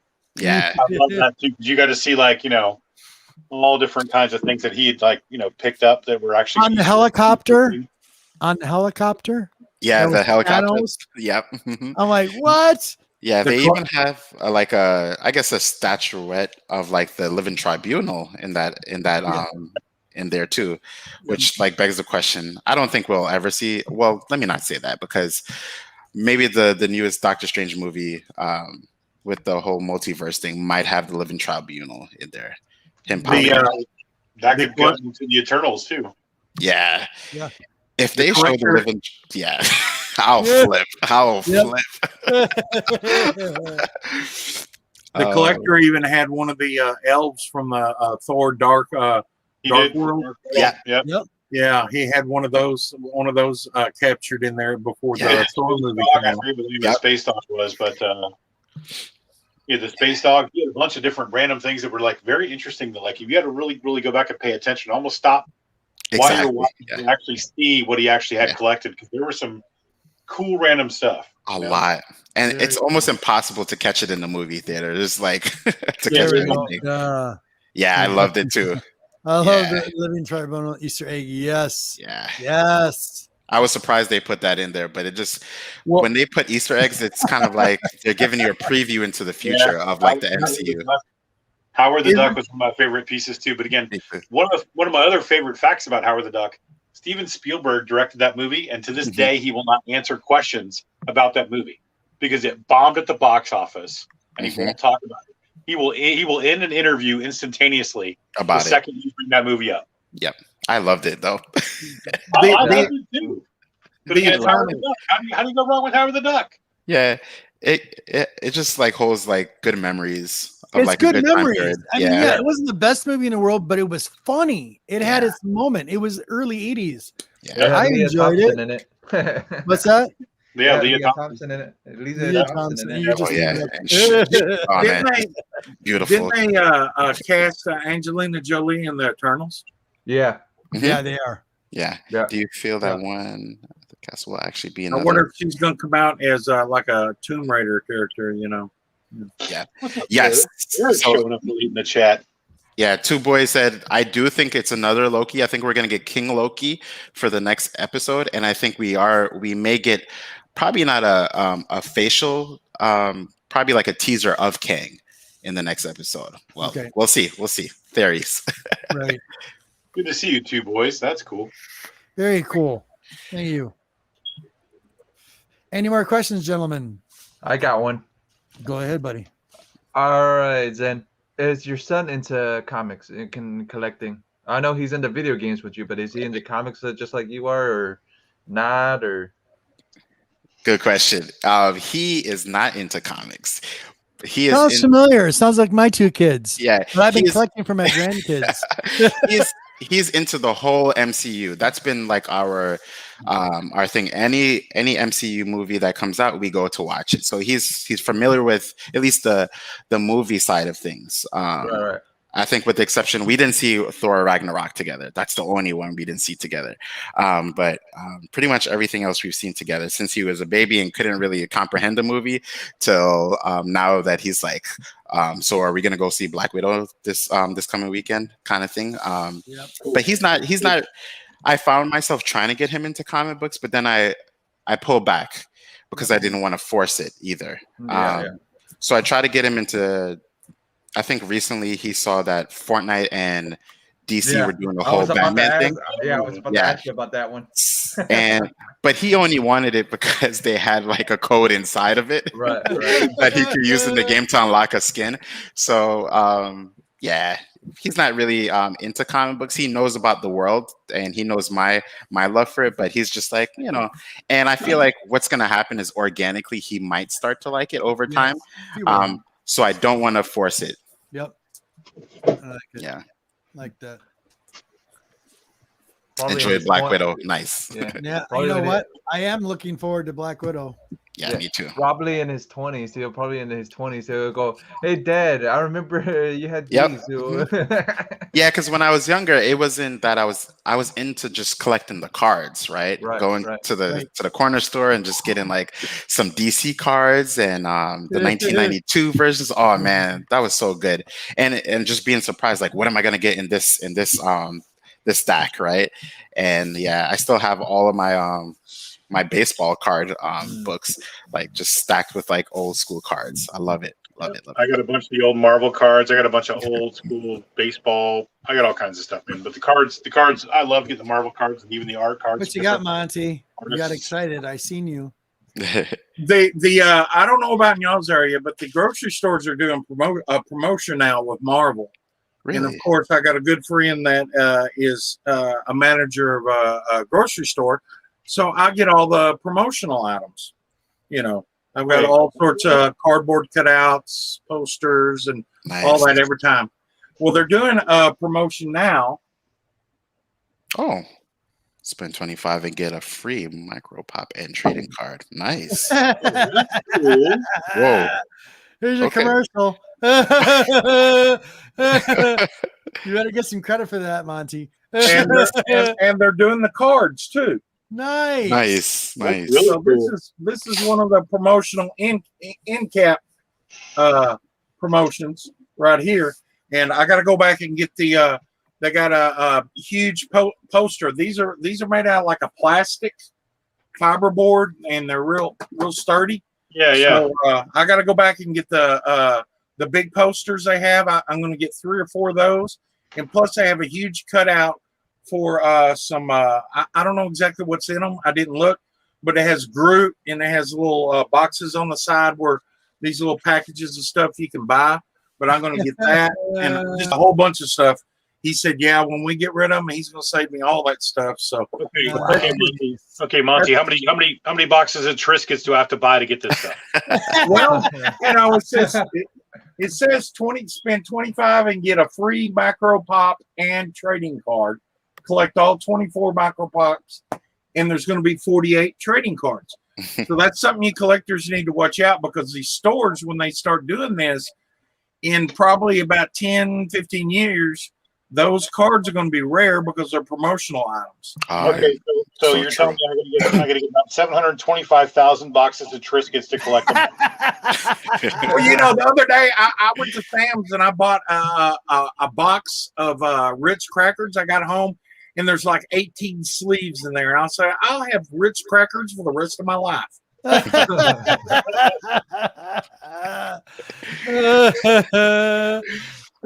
yeah, pay attention to this. These are out there, so it's something you can keep an eye out. Definitely. I got a question for Monty though. Oh yeah, Monty, you got any pizza boxes with superheroes on it? Pizza boxes, milk cartons, anything? Oh yes, I got lettuce wrappers, not pizza boxes, but cereal boxes, bread wrappers. So I gotta introduce you. We have to try to get Tim and him on the same stream, because him and Tim would get along real well, because Tim got all that type of stuff too.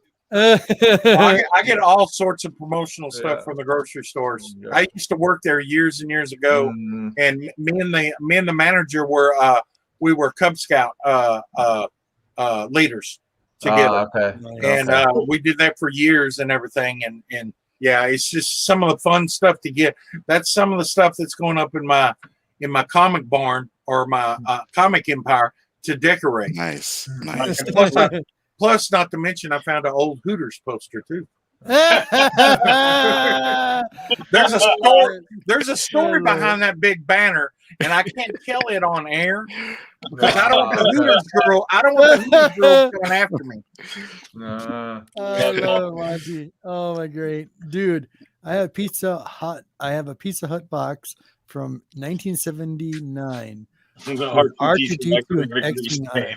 Wow. Grease stain. That's hilarious, dude.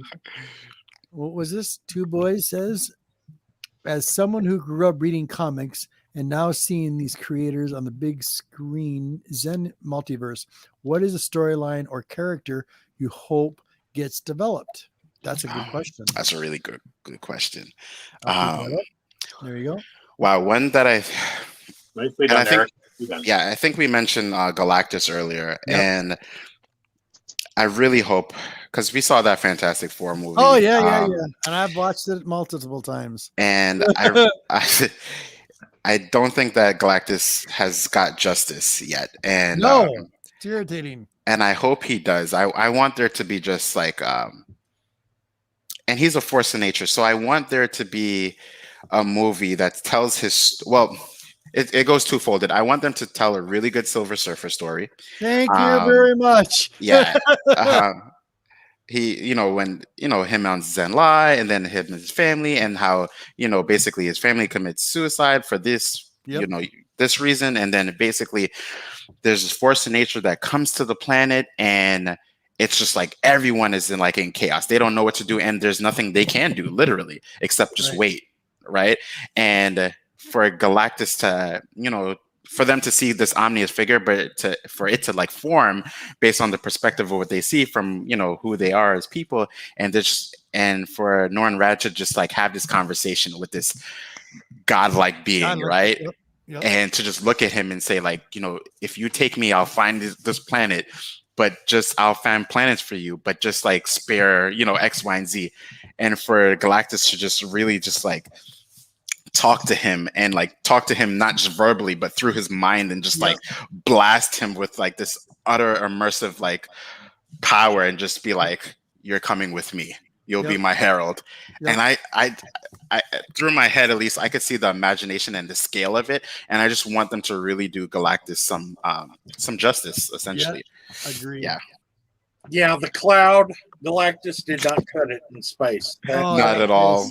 And plus, it was a movie. The special effects they did on the Silver Surfer during that Fantastic Four movie, I thought was awesome. I thought it was pretty good too. And back when Terminator come out, and they had the guy with the silver that did it. Yeah. I sat there and I seen that, and I said, they can do the Silver Surfer. Now that I see that, they can do it. Yeah, and they can make an awesome Silver Surfer movie. Yeah, big time. And during the end game, it broke it broke my heart. It wasn't during the end game. It was during the Thanos. It broke my heart that they didn't have Silver Surfer in there. But I know there was probably some legal reason. Yeah, right. That's because they sold part of the rights. Yeah. See, I think he was the one that was supposed to crash through the Doctor Strange, that mansion and everything. He was supposed to be the one to the Hulk. Exactly.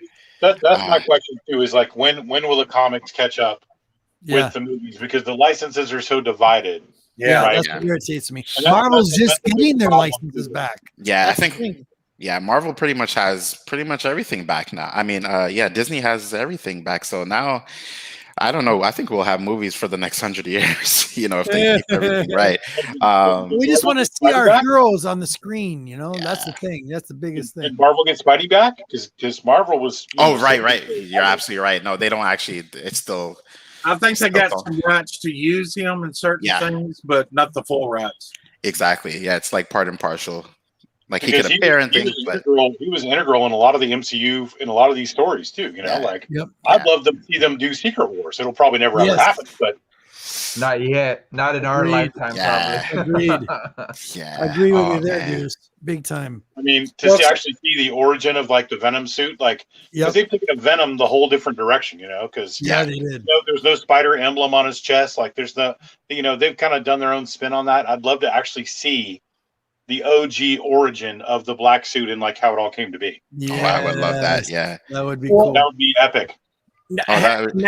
Now that they switched the roles with the Krees and the Skrulls being opposite, instead of scrolls being good and everything, is that going to screw up the dadgum Kree Skrull War or the Secret Invasion? Yeah.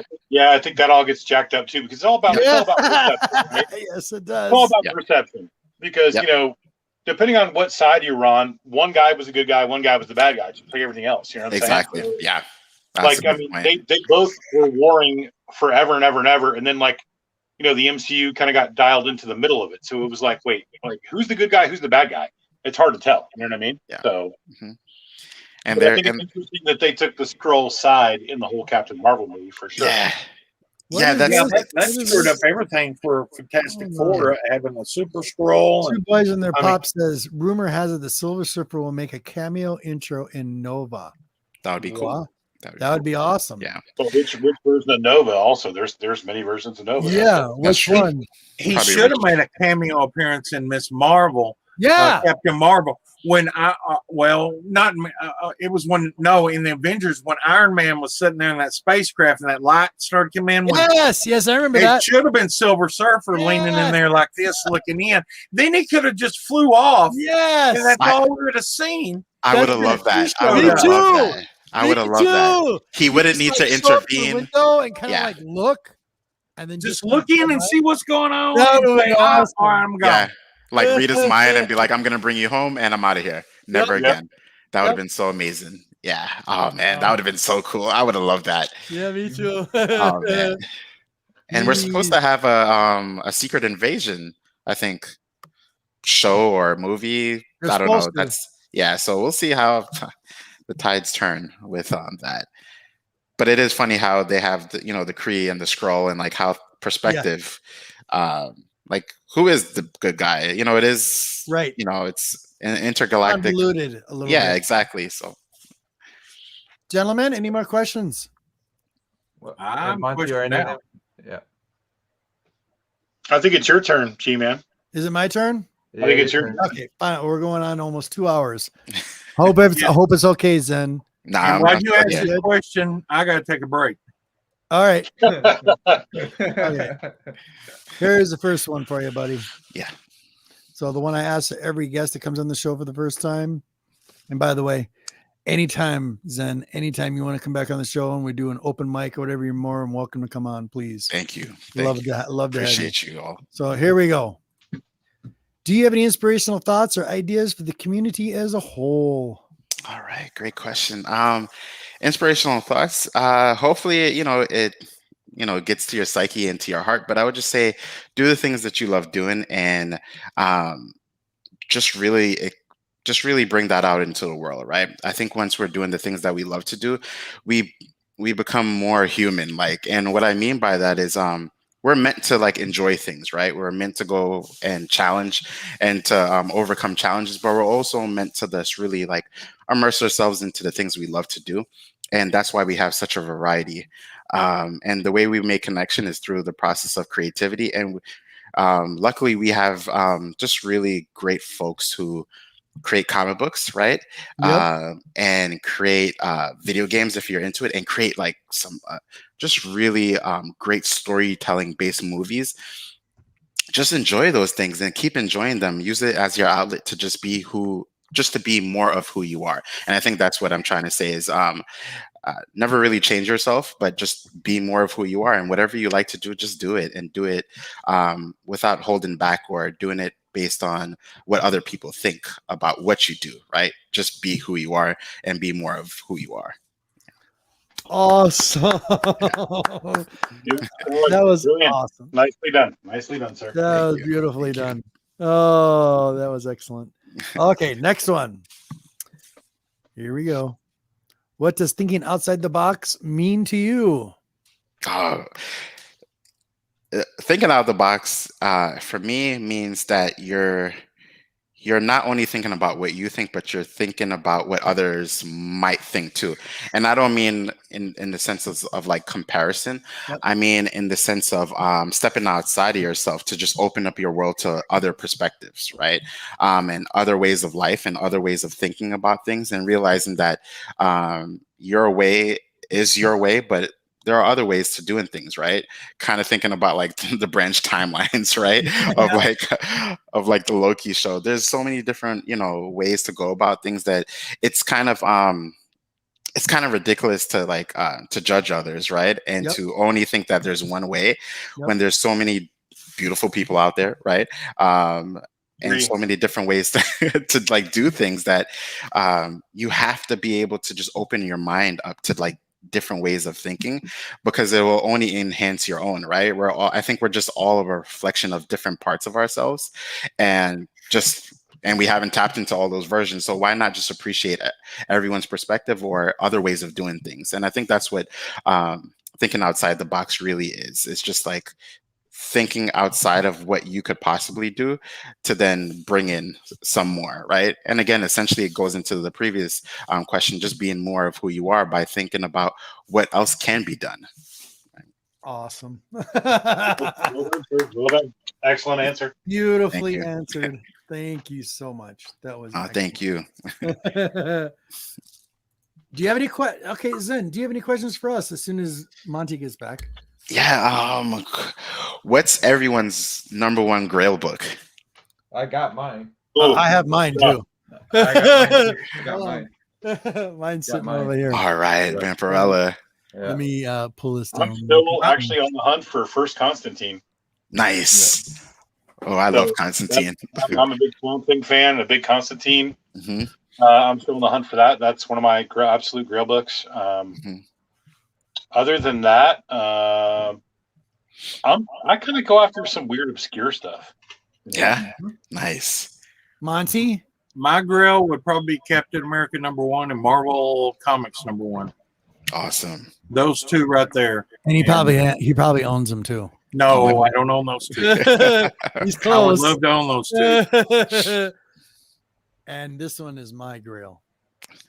Ooh, we were just talking about Silver Surfer. Yeah, I love the Silver Surfer. Yeah, my favorite. That's my favorite. He's right there. Him and Hulk go right there side by side. Mm-hmm. Big time. By the way, little side note. I just found out, you guys. You know those pops? Okay, they made a 10-inch pop with Galactus and Silver Surfer in his hand. I can't find it anywhere, but they just are releasing. It's on pre-order right now. They just released Black Light. I bought 4. I pre-ordered 4 right away. That was the one to get. The Black Light one was the one to get. Yeah, I ordered 4. May be fine, but the Black Light one is the one to be. The normal one. Just so you guys are aware, this is a cool thing too. Deuce introduced me to this guy. Pop. What's his name again? Pop Therapy. Pop Therapy. He customizes pops. So if you have like multiples of a certain pop, he'll take it and he'll redo the entire thing in a paint job. So I've got a Galactus coming with Silver Surfer in his hand. I'm going to send that to him. And I just told him, he goes, well, how do you want it, Robert? I go, he sent me all these pictures. I go, no. Stop sending me pictures. Just give me your interpretation. And I'll be happy with that. That's all I want. I want your artist, because the stuff I've seen him do, he's done like the Aliens Xenomorph. Deuce has one. Yeah. I don't know if he's got it on hand, but not close by. But that thing looks just like the alien from the Alien movie. It's awesome. He does some great work. We're going to have him on the show. What's that, Deuce? Okay. His work is amazing. I recommend him highly. Anybody who wants a customized pop paint job like he does, I mean, just incredible work. Beautiful work. I want to customize Vampy. Well, we can probably find a pop that you can actually get customized as a Vampy. Yeah, you could probably do it. Just a side note for anyone that does love the Silver Surfer and Hulk, pick and a lot of people probably out there know this, but go ahead and if you ain't got it, pick up Hulk 250.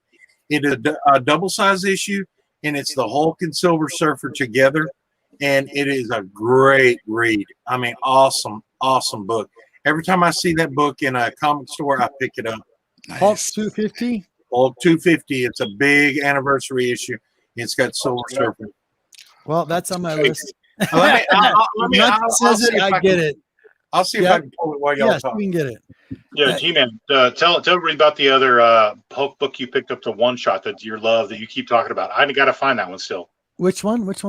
The one shot that you found, the Hulk one shot you keep talking The about. Hulk one shot you keep talking about that Jen told you about.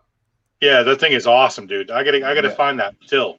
Wait. The Immortal Hulk one that you've been The talking Immortal about. Hulk, the one shot that you keep talking about. Yeah.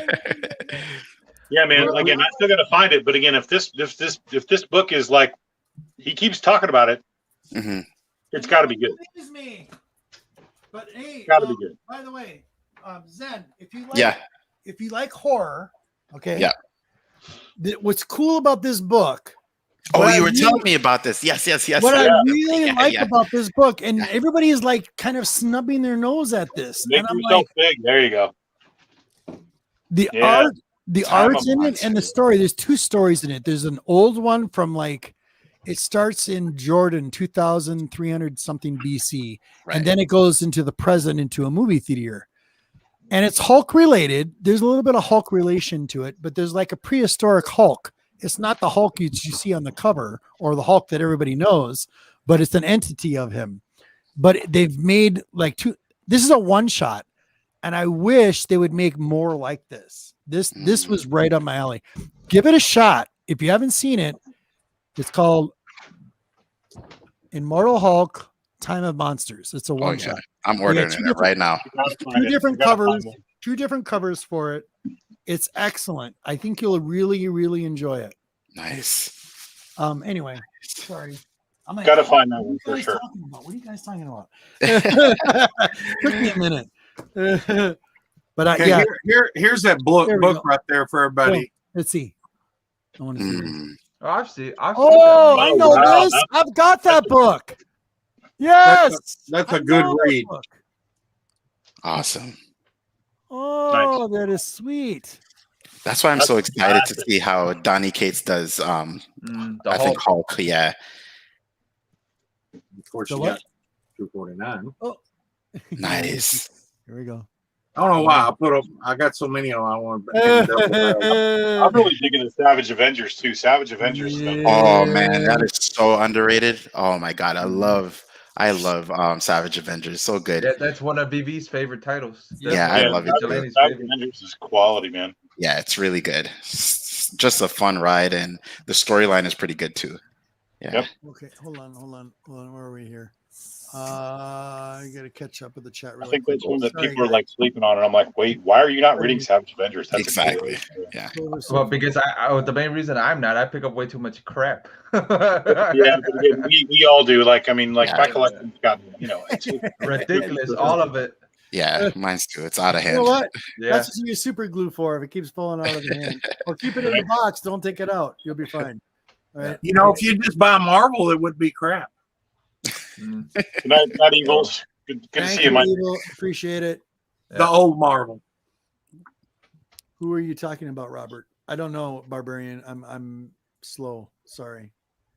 Earth Galactus for pre-order. Yep. Entertainment. Yep. Entertainment Earth has it, but of course we get it from Marvelous because that's. Yeah, I definitely ordered 4. I ordered 4 right off the top. Yeah, right off the top. No, Marvelous should just know already. Like, oh, if I see that Robert should be automatic 4. Yeah. Well, it's funny too is that Marvelous knows most of us pretty well. Marvelous, we order from him all the time. We pre-order from him all the time. Like again, if you guys don't know Marvelous Comics, G-Man, run that spot. You need to run that spot. Run that spot. Marvelous is amazing, dude. He does great stuff. He just did an auction tonight. He puts up, great, unbelievable books. Like, I mean, he does it all for, pretty cheap. Here we go, guys. Order from him. Real quick drop.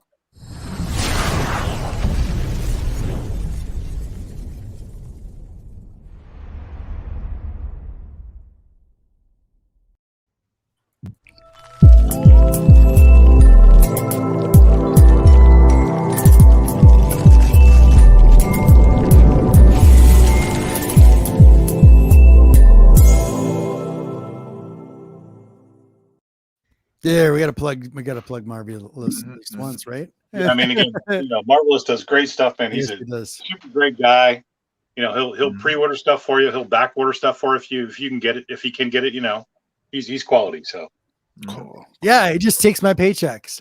Yeah, it takes time too. It takes time too, man. I have a pre-order box coming. I have like 2 used loads coming from him.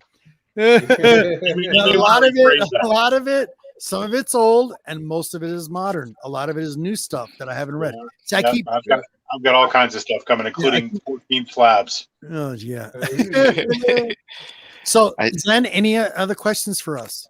No, but I do see two boys and their pops asked a question. Oh, hold on. Let me catch up. There we go. There it is. Gotcha. Zen, if you could build a comic book series with any 5 characters, whether DC, Marvel, or any choice, who would you pick? Oh man. I mean, I haven't said anything about DC today, so that much. Oh man, that's a hard one.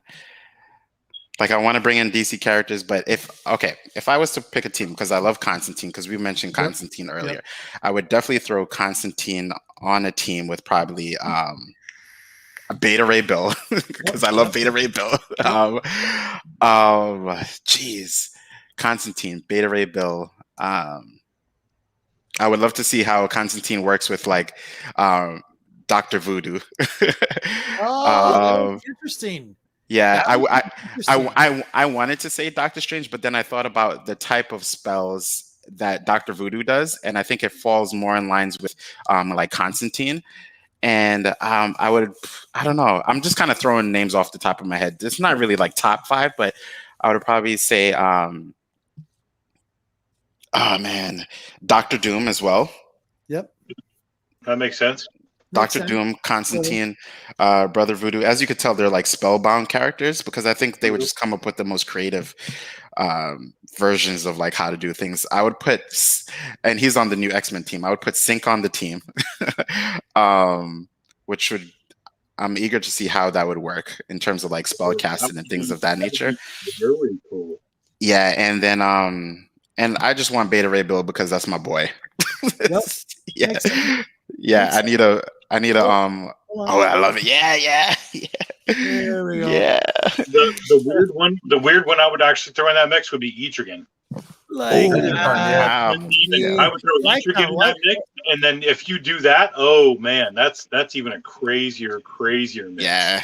And I have my Beta Ray Bill. I love this storyline so much. Oh my goodness. Let's see it. What book? This is number 4. So this run is about to end. I just did a whole spoiler review on my channel for it, but it's just like a whole it's the psychological and emotional flow for Beta Ray Bill, and him not being able to turn back into his original Corbinite form, and just being him feeling like he's not good enough to. But in the whole Black Winter storyline, Thor broke his Stormbreaker, and now he's not able to transform back. And he's on this journey that feels like a Dungeons and Dragons based kind of like storyline with Pip the Troll and Scourge, and also his ship Scuttlebutt, who now has a humanoid based form based on their I guess their interaction with the world that I think it's I forgot the name of the character, but she now has like this form or less that they're still trying to understand. But it's just a really cool story, and he has to go against Surtur in at the end of this book, and basically what happens, he's trying to get the Twilight Sword to be able to utilize it in a way where he could transform back into his Corbinite form.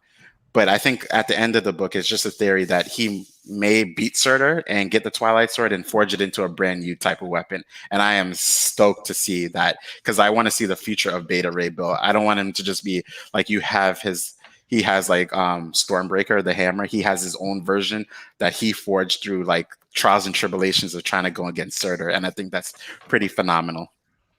I'm just curious then, if you ever watched the classic Fox Network Silver Surfer. Absolutely. You've seen Beta Ray Bill in it. Oh yeah. Yeah. That was my first introduction to Beta Ray Bill. It was. Yep, that was my first introduction to him. Yeah. And I think as I got older, I was able to afford books. Yeah. Such an underrated cartoon. So good. So good. Anything else, gentlemen? Not Any more really. questions? Any more in the chat? Yeah.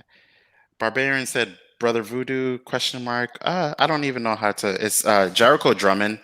At one time, he was. I think he was perspective to be the Sorcerer Supreme and He did is. some storylines, right? Yeah. If I'm not mistaken. And I think he just draws his spells just from different sources, right? Just like any caster, right? Any sorcerer.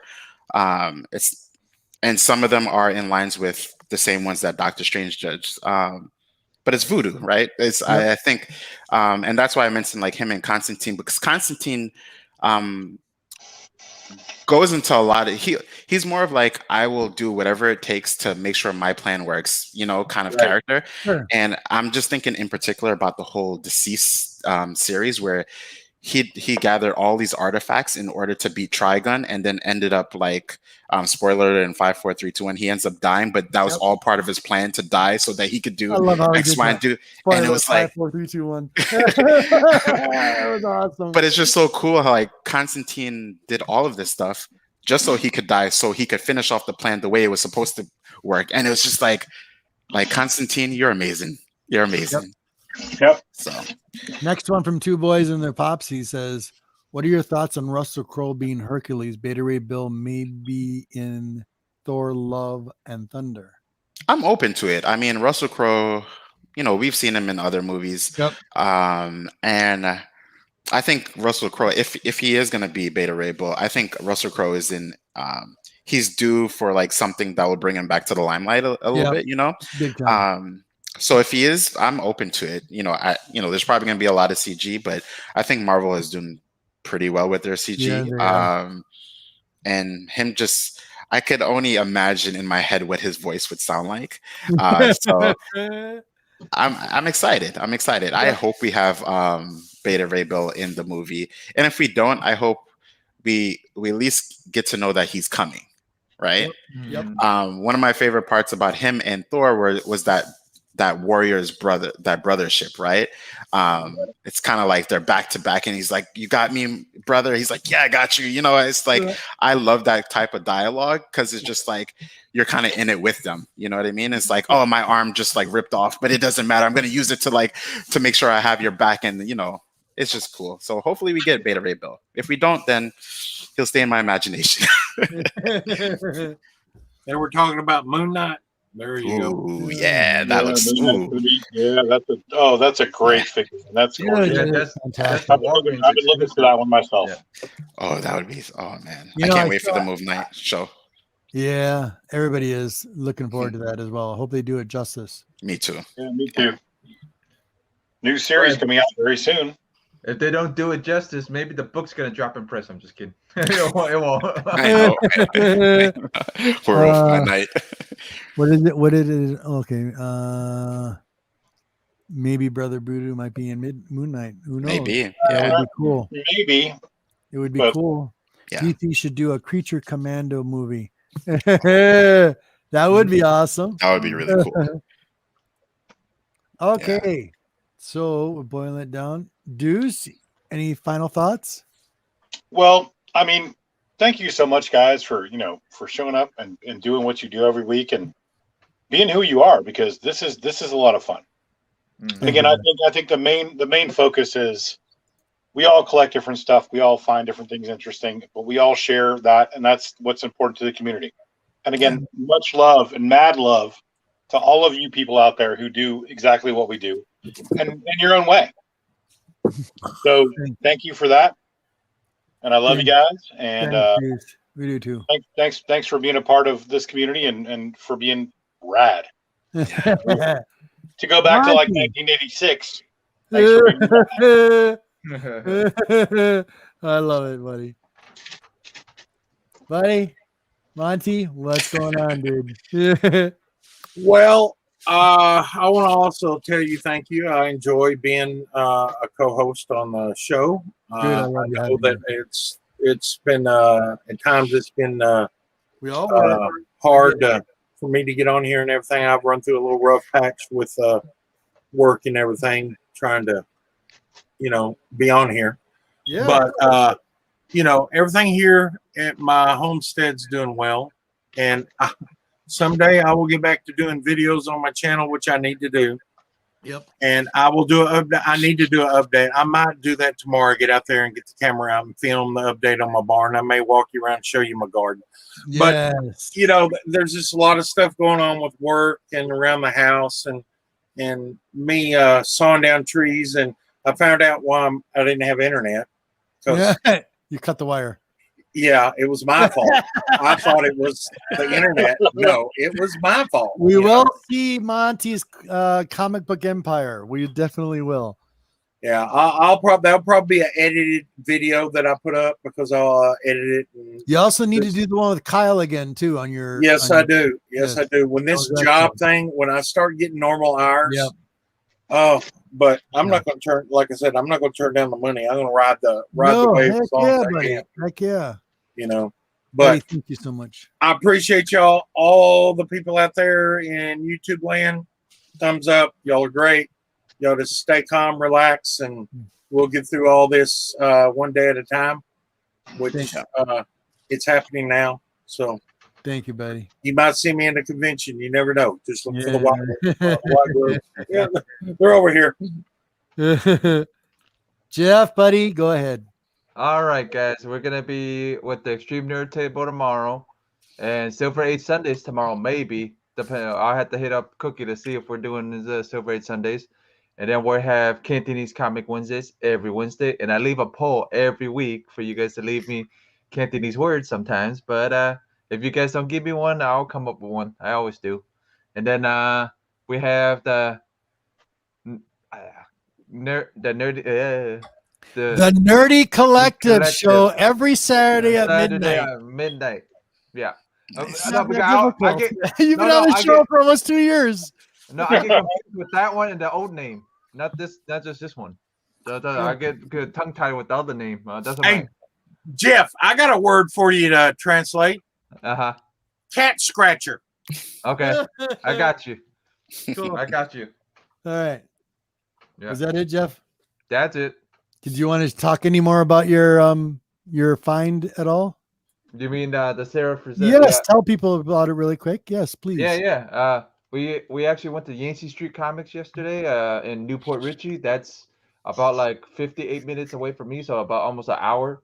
So actually, they got this exclusive signed. You guys already saw that, and I had her sign her grandfather's Vampirella 1 reprint. Awesome, buddy. Awesome. Yep. And I'm thinking about bringing issue 5 to her. Bring in a couple of the issues that he did the covers for that I seen that she has on the website. I might actually get her to sign it because I'm just gonna keep that Vampirella run anyway. So I have her sign it. Yeah, that'd be very cool. And then I had her hold and take a picture with this. Yeah, it's nice. Yeah, it's on Instagram, guys. Check it out. Yeah. It's pretty cool. I made a little video. Yeah, I made a little video about it, and I showed the interiors out that he did. So, and then I had her sign the German edition of this one. Nice. And I had her sign the Marvelous comic that I got from Marvelous. Yeah, dude, that's awesome. Yep. So I had her sign those, and then I'll probably have her sign the German editions that VV sent me, like this one. Hold on. The next at MegaCon. Nice. Yeah. So I'll have her sign this one next. I like that. That's great. Yeah. That's beautiful. Yeah. Y'all need to go on Facebook and check his pictures out with Sarah. He's got a lot of pictures out. Very cool. Yeah. Okay. Thank you, Jeff. I appreciate it, buddy. You're welcome. Zen, this is your time, buddy. Tell the people in the community what's going on. All right. Just want to say first and foremost, thank you for having me. It's been an absolute blast and a pleasure. The community is, and see, this is why I love the community. It's just, and this is why I actually like technology too, right? A lot of people give a lot of hate on technology, right? Like, but I think it's a double-edged sword. Is like when we weren't, I wouldn't be able to interact with you all if we didn't have the internet. You know what I mean? We live in different parts. We may cross each other, but I think it's just kind of like a, I'm not using the religious terms, but it's a blessing, right? That's okay, yeah. To just be able to connect with all of you all and to see that we just love what we love, and that's so amazing. Passion. And exactly, and that's a better word. It's just the passion is so real, and it permeates through all of us. And I think, as we heard before, just keep doing what you do and love what you do, right? And do it as much as you can, because that's what makes you who you are as a person, right? On my channel, I couldn't even tell you guys if there was a schedule. I have no schedule. It's kind of there's no schedule. It's kind of like you have to hit the notification, or if you don't, then it's like if you get lucky and you see a video on my page. But one of the things that I usually do is I do post what I come out with, if it's like comic book related, on my IG page. So you'll always be briefed on that if you follow me on IG at Zen.Multiverse. So because that's what it is. It's a multiverse of just different things that I love to do. That's why I called it Multiverse. I changed the name from Zen. It used to be Zen Manga to Zen World, and then it evolved into Zen Multiverse because I could not pick just one theme to continue it. So I was just like, forget it. We're going into the multiverse. I'm going to keep checking out everyone's channels too. I think that some of you sub to me, and but that also gives me the chance to connect with you all and then check out your YouTube pages as well. So I can't wait to do that. Sundays are usually my marathon day where I check out as pretty much everyone's videos that I missed out on during the week because of work and things like that. So I can't wait to do that. And again, thank you for having me on the show. I can't wait to just be on future shows, right? In the chat, I'll be in the chat. Just be like, I'm here, guys. So I'm excited for that. And thank you to the chat just for asking really just phenomenal questions and just resparking my interest in what I love to do too. So thank you. You're welcome, buddy. You're welcome. Absolutely. Thank you very much for being here. And thank you, community. I appreciate it very much. G-Man approves. Another showdown. I want to say thank you to all my co-hosts tonight. Deuce, Jeff, Mr. White Gloves, Monty, and Zen Multiverse. Andre Harris, you were wonderful. You're a wonderful guest. Thank you. And now that we're done with that part, we will see you next week. So peace, love, blessed be, guys, and we'll see you in another week in the new show.